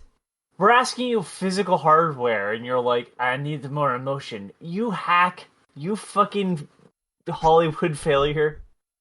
The best thing David Cage has done, and listen, I'm not saying he hasn't done some good games, but the best thing he's ever done is write the music for the Time Cop video game. Oh shit, they have Jean-Claude in it? That terrible, terrible Time Cop video game. The music is the best part of that. Oh man. Final Fantasy VII Remake is finally coming to PC. Only on the Epic Store. Of course it is, and for a ton of money. Oh yeah. Square Enix is going to milk the fuck out of this thing. They're going to take the Epic money, and then you know what's next? They're going to probably take some Xbox Game Pass money. 4 years later, we still won't get part 2. Yep. God damn. And people That's what you did. That's what you and your ilk that wanted a remake of that game have done. Are you talking to me? Look at what your deeds have wrought. I mean, I see people online getting like excited, like, "Oh my god, it's finally coming to PC!" Like they haven't already played it. I'm just like, why do you care if it's coming to PC? Like, are you going to spend another $300? Yeah, you are. Guys, spoilers. Yeah. Aerith dies. Well, not in this one, Anthony. We ain't even got past the first disc. True. That's true. I can't say that for certain because they probably gonna change it. They probably gonna change it. I'm pretty sure that's what they're gonna do. Final Fantasy VII Remake, Episode 12, Aerith, Phoenix Down. You can now fuck Aerith. Aerith, whatever the fucking one it is really like. Oh my god. I love that game, but god, people go way too far. DC and Warner Brothers announced a new Wonder Woman game, which is being developed by Shadow of Mordor developer Monolith. I mean, it literally was just a short trailer. Yeah, I mean, yeah. I'd love to see Monolith do another first-person shooter. Oh, by They the were very way, good at those, but the Wonder Woman game will implement the Nemesis system. I mean, they Interesting. fucking copyrighted, so they better. It fucking better. I'm excited for a Wonder Woman game. We've I'm never not. had one. I'm not upset. I'll Yeah. probably end up playing it if I have a console that can play it. Yeah, it's probably only going to be the new consoles, would be my guess. Speaking of DC games only on new consoles, they also showed gameplay of the Suicide Squad game. Boy, I'm not. Wow, talk about just not being interested. Obviously, I am because I'm a DC fan, and it's Yeah, Rocksteady. so am I. I so- buy Yeah, the comics, but like it's, and I I'm- loved Evil Flash, but I'm interested in checking it out to see what it's like. I'm not like over the moon about it, but I want to check it out. I'm not like saying, well, it's gonna be bad. I just looked at that trailer and went, someone else has to be the guinea pig for this, because I saw like, oh, they're just gonna send waves of enemies at you, is what it looked like to me, and then they're gonna have a big boss that you fight, and then you're gonna move on to another area. I And I'm like, I'll play that's what it looked like, and I was just like, okay. I don't even have to question it. I'll play the fuck out of that game. I don't care. They did show a story trailer for Elden Ring. Also, Elden Ring won for the second year in a row most anticipated game. Kind of funny. I don't think it's going to win next year. Just a thought. Boy, this was the biggest slap in the face. So a trailer popped up and had the word Silent Hill in it. And it's for a new game called Slitterhead, which that sounds dirty. Is it just me or does that sound dirty? Sound a little dirty. It's from a new studio called Bokeh Game Studio, and it's led by the Silent Hill creator Keshiro Toyama. And it's a new horror game called Slitterhead. I'm never going to be comfortable saying Slitterhead.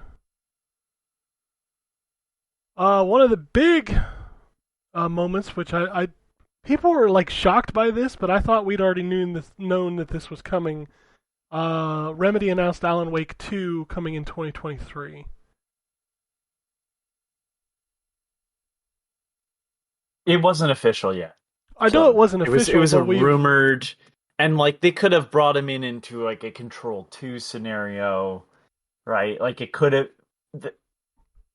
Alan Wake was going to continue, but I didn't know, and I don't think anybody knew in what way it was going to continue. Was it going to be a new game that, right, like, or that has Alan Wake in the title, or was it going to be something different? So.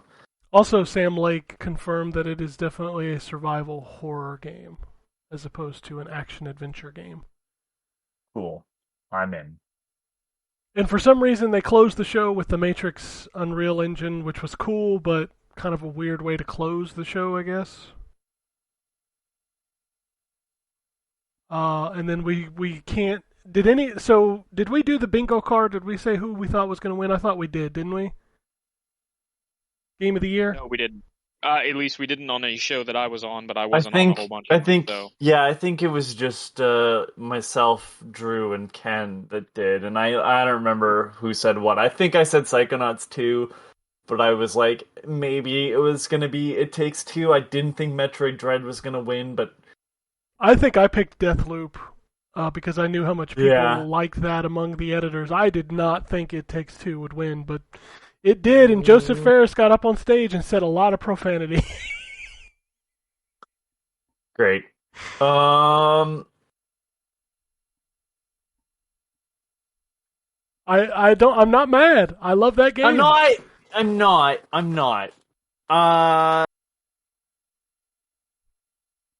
I'm gonna say this now because like I liked the game. I gave it a good score, way better than I gave A Way Out.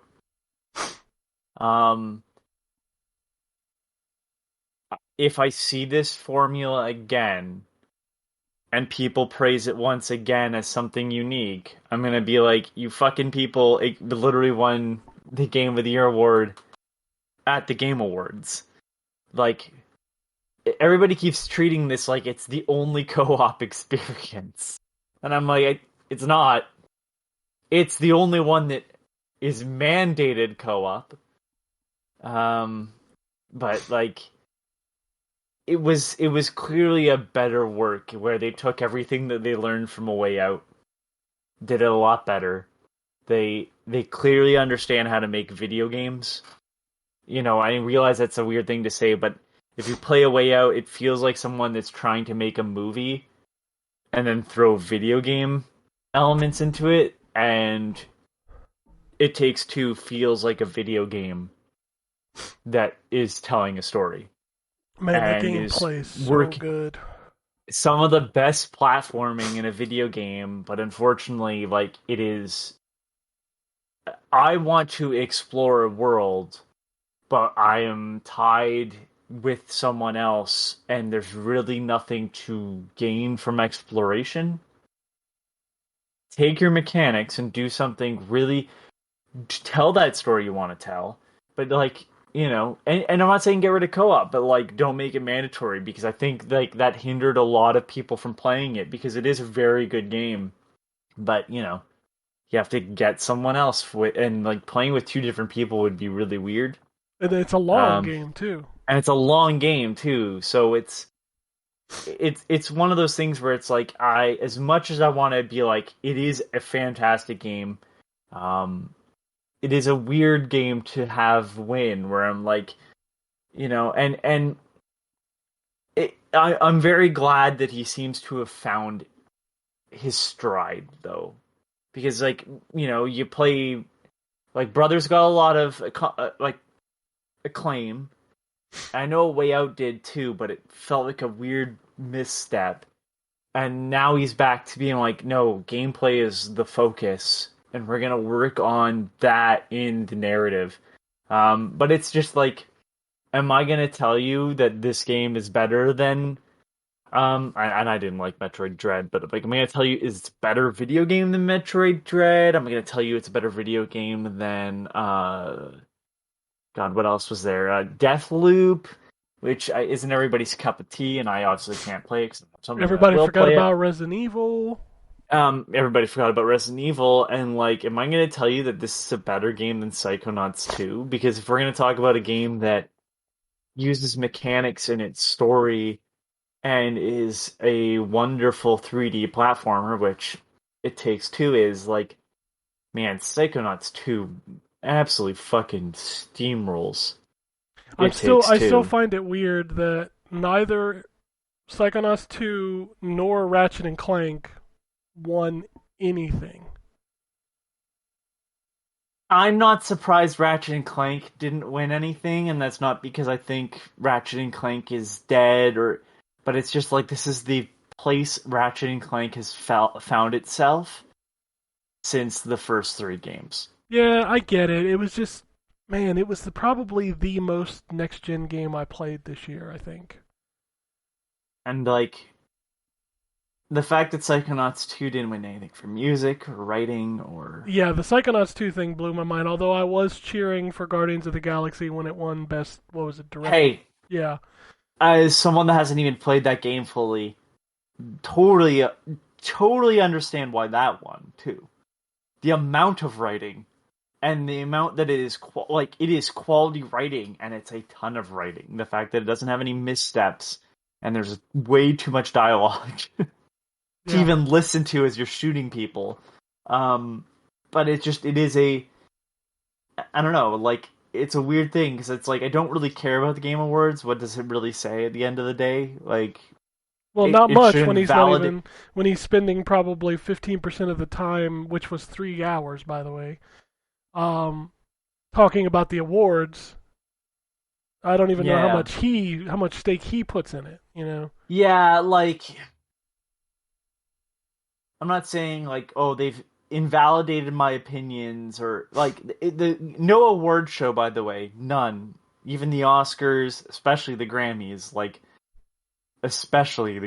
but, like, all these award shows, like, don't let them invalidate your what you like. Because, and I said this on Twitter, if you like something and you really love it, tell the artist, tell the people that create it, because you and I don't get to vote on this stuff.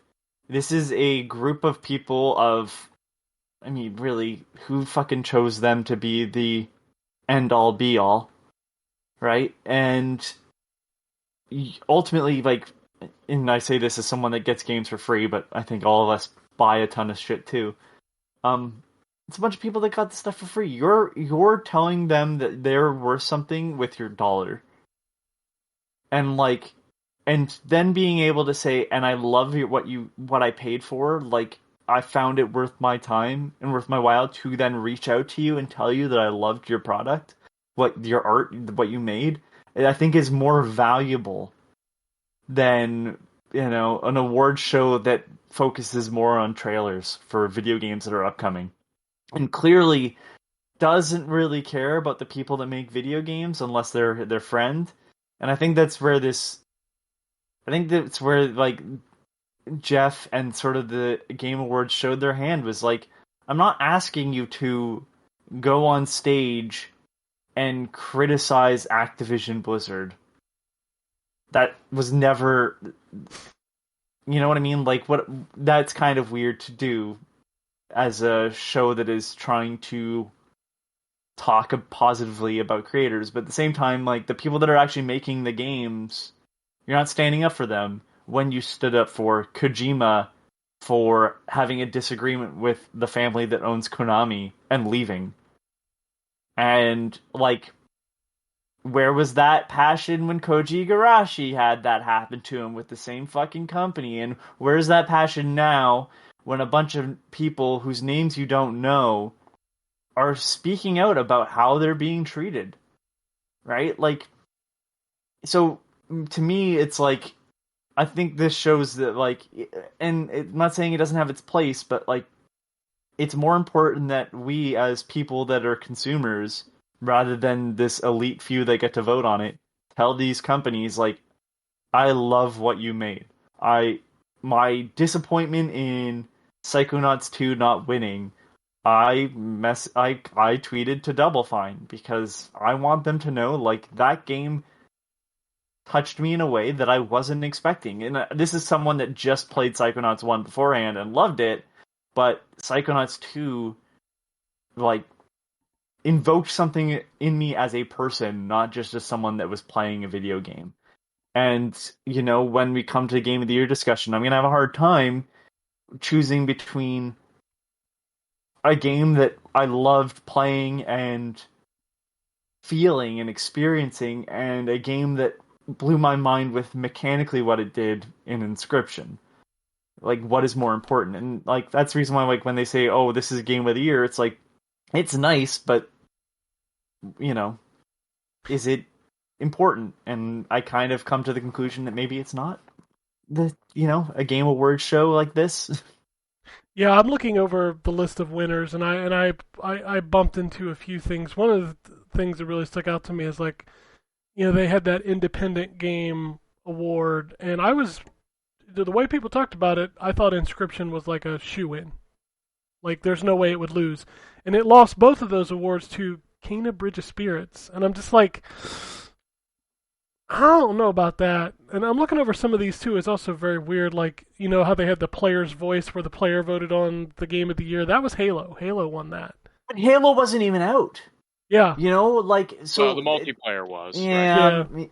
I suppose. But it's weird because they have this cutoff time. Like, it wasn't Forza Horizon 5 nominated for certain categories, but not for Game of the Year. Yeah. Because it's not in the right time. So it's like, so this is just arbitrary bullshit that Also, you stack in some sort of favor. Like, that's weird to me.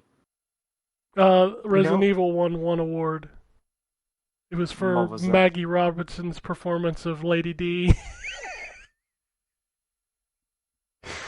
Tall vampire lady. Lady, yeah. Listen, she is fantastic. She is, absolutely. She is, and, like, I would love to see that character come back because her performance is great. and she seems to have a fun time like doing that voice for people. Like, I love the fact that like when voice artists get noticed for an amazing job, but like, I don't know, it's a little weird that like the meme character got, you know, like the award show this year seemed very weird to me. Like other years I haven't had this much of a response to it.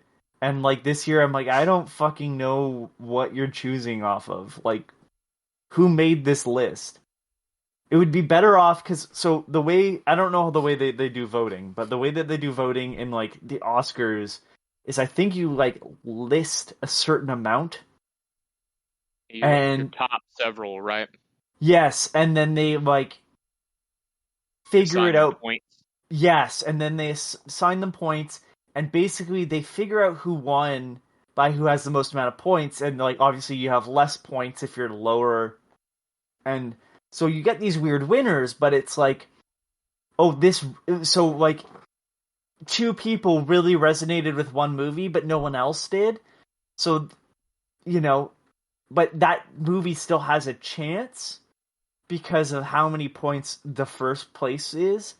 And so you get a better response. I have no idea how they chose it because, like, you know, how many critics did I see? I didn't want Metroid Dread to win, but, like, I saw a bunch of critics go, this is an amazing game. And it won Best Action Game, and I'm really glad about that. But, like, it's weird that it didn't win because It Takes Two wasn't really talked about. Had a very short lifespan, and then all of a sudden it's like #1 game. It won 3 awards total. And it won Best Family Game. It is not a family game. It is not a family game at all. Do not show your kids this game. It is a terrible story about wishing away divorce. It is very much a game about for adults, especially the sequence with the teddy bear. You mean the elephant? The elephant. Sorry, I forgot it was an elephant. Yes. Yeah. The elephant, which is so disturbing. The elephant is probably one of the most disturbing things I've played in a game this year, and I played Resident Evil 8. And you can only do that because it's a toy. Yes. Yeah, but yeah, it's it was just a weird award. Like reading over the awards after they won and everything was done, I was like, I don't know how they made some of these decisions. I would love to know. All right.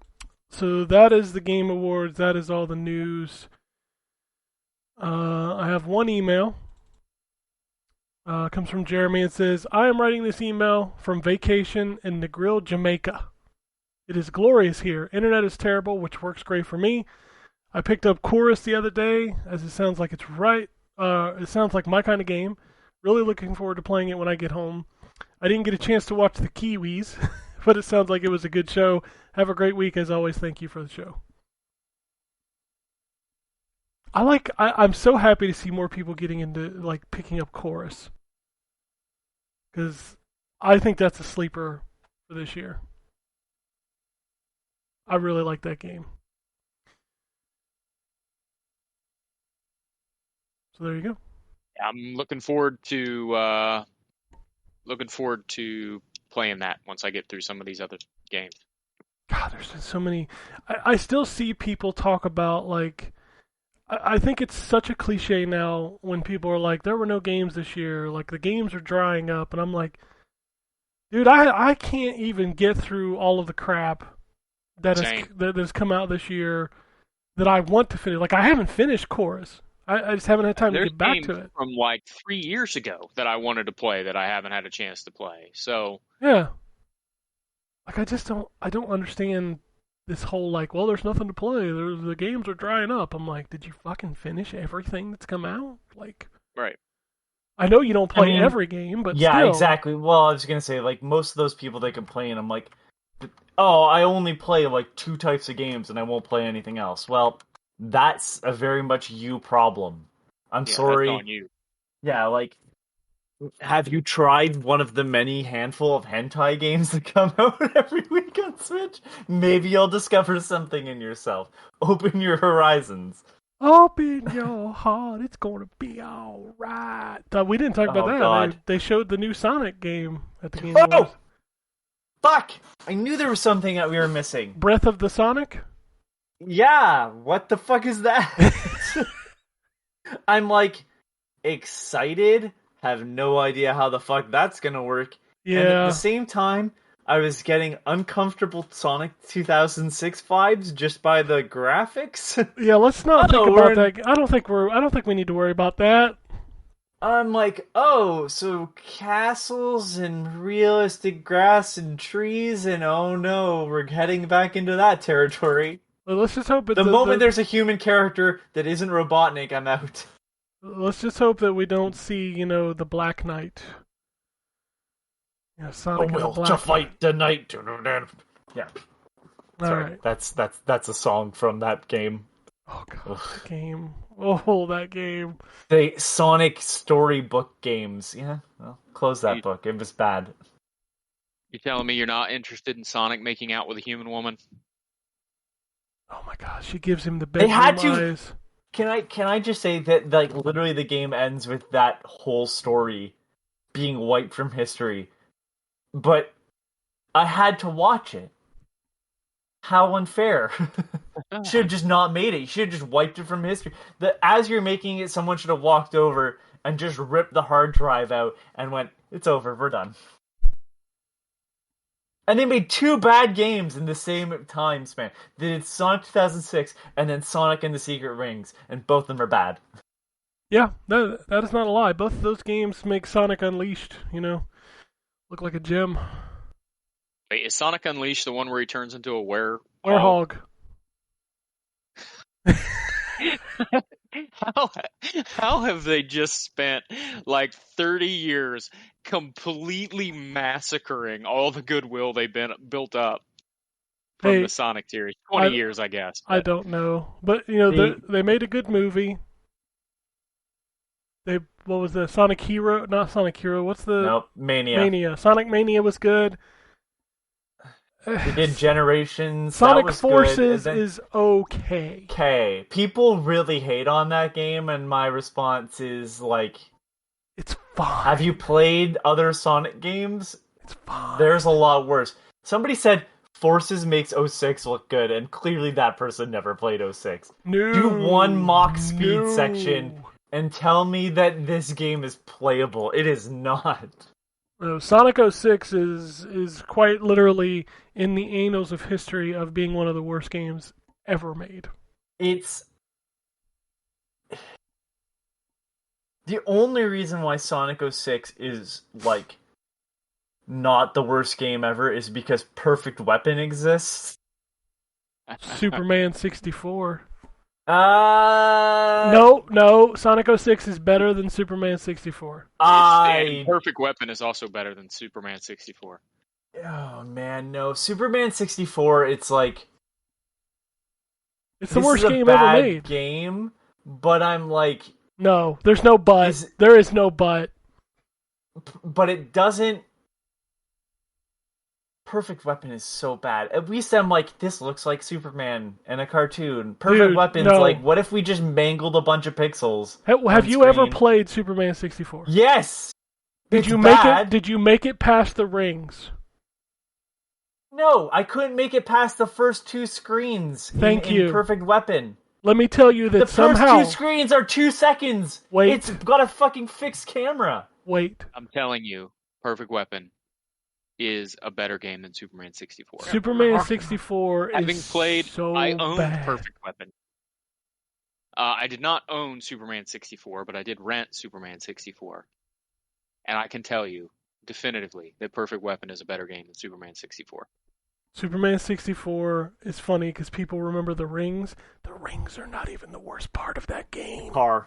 Picking up Oh, the car. there's more than that. The only reason why like I think Sonic 06 is somewhat better is because clearly there was a budget behind it, which is not the case with Perfect Weapon and Superman.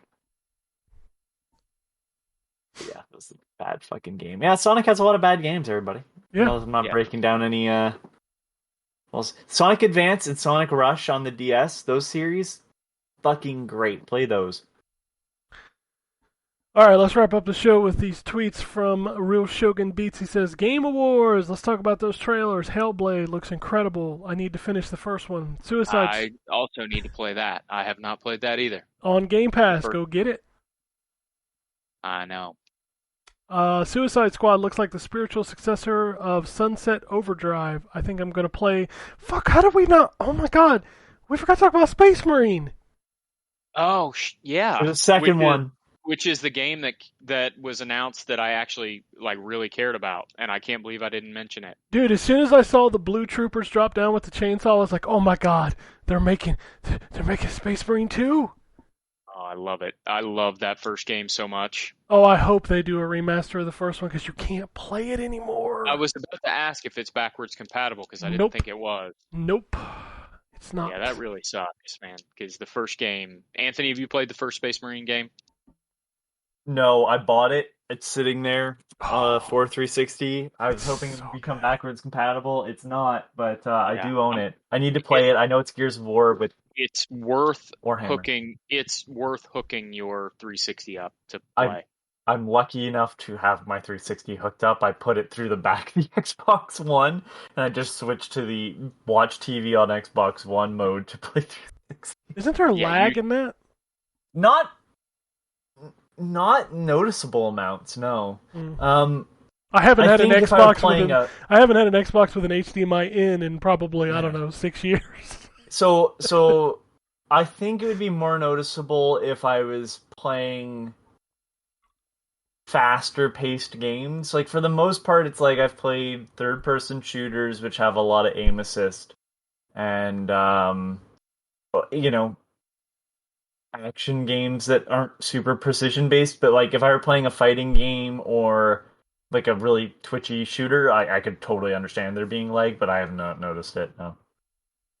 Yeah, that. Space Marine is so good, and calling it Gears of War is accurate in the sense that that's the way the game plays. Mm-hmm. But it's so much better than just a Gears clone. Like It really is. a phenomenal game. Yep. That is a wonderful game. I was so excited to see they're making a sequel. Can't wait to play that. Am I the only one who thinks if your game isn't being made with Unreal Engine 5, you're wasting my time? That Matrix Tech demo is amazing. Has anybody figured out what those dots on the map mean? Or, assuming this goes to the next one. Or, no, that's it. I have no idea what the dots on the map mean, but you are totally right. Unreal Engine 5 is fucking uncanny. It's insane. I can't wait to play the first game, like the first full legitimate game. So, that's built in Unreal Engine 5, because god damn. He says, my god, 343 did the impossible. They made a good Halo game after failing twice. You would think that the combat would be old by now, but it's so much fun, and that grapple hook mixes it up nicely. The game just screams co-op. Oh well, guys, until next time, time to finish the fight. Maybe. Yeah, we gotta finish the fight. Yeah. Man, when co-op gets added to the campaign, it's gonna be fucking crazy. Dude, I can't wait to hop into some co-op and play that game. Fucking waffle stomp those fucking turd banished. You swing a bunch of Spider-Men swinging into the battle. It's gonna be so good. Apparently Anne Rice just died.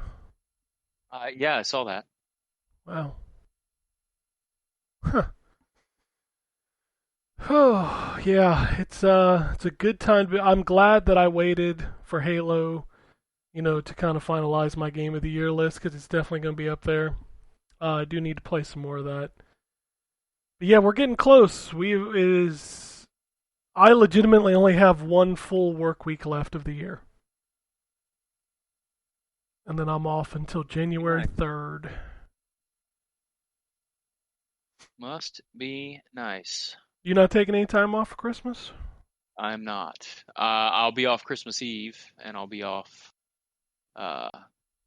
Christmas or New Year's Eve.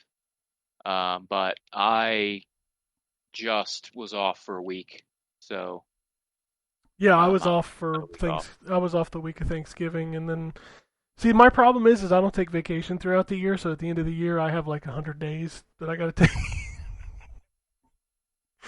So I had to take a week in November. I had to take like 4 Fridays in October, and now I'm off. My last day is the 23rd, and then I'm off until January 3rd. So I'm gonna sleep a lot and play a lot of video games. I think I'm gonna do. Yeah, we've got. If we do a show on the day after Christmas, we only have 2 more shows left for the 2021. And then, yeah, it's time to do Game of the Year in January. Pick your games. Yep. I'll have like 2 games on my list. It'll be great. Oh, come on. You played 2 games in December that are probably going to be on your that's list. True, but I haven't finished either one of them yet, so. You ain't got to finish it. It's all right. It's true. All right. If you want to tweet us at N4G Podcast, if you want to shoot us an email, it's podcasts@ztgd.com. You can follow me at ZTGD on Twitter. Follow Anthony at Complacent Robot and Ryan at WombatRP. You can follow the site at ZTGD Content and also check out Phoenix Down. Man, I am loving Phoenix Down right now, listening to those guys talk about Death Stranding. I haven't listened to it yet, but when Drew messaged us and with his theory. Oh, it made me laugh so hard. Like, Oh, you beautiful young man! Please keep sending your theories to me so I can laugh at your wrong. I'm listening to the show and they're like, "Does this mean something? Does this mean something?" I'm like,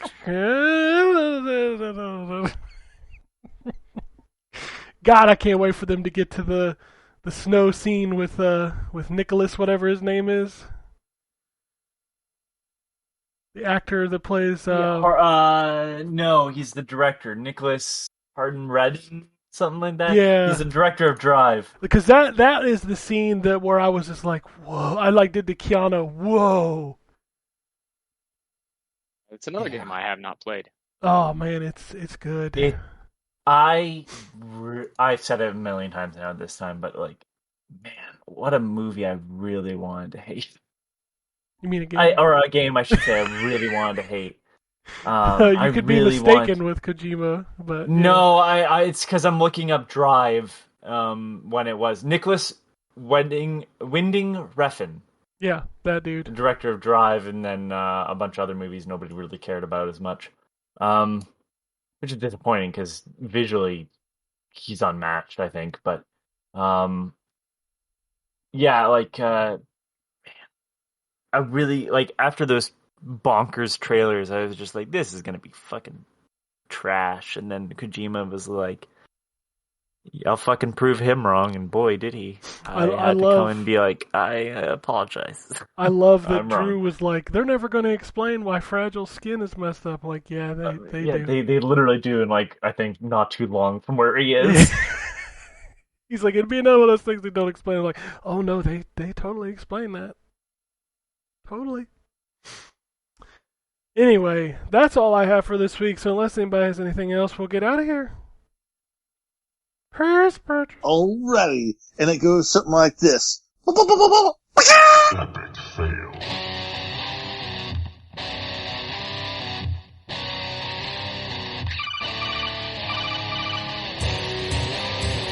Welcome to the N4G podcast.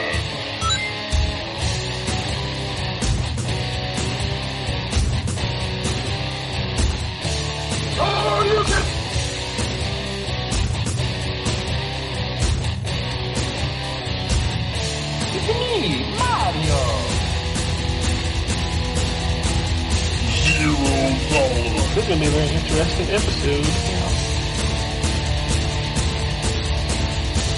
Gather time. Greetings, programs. I got lost trying to find my way to the secret underground N4G Radio lair. The Wombat. and always live being angry. Killer Wolverine.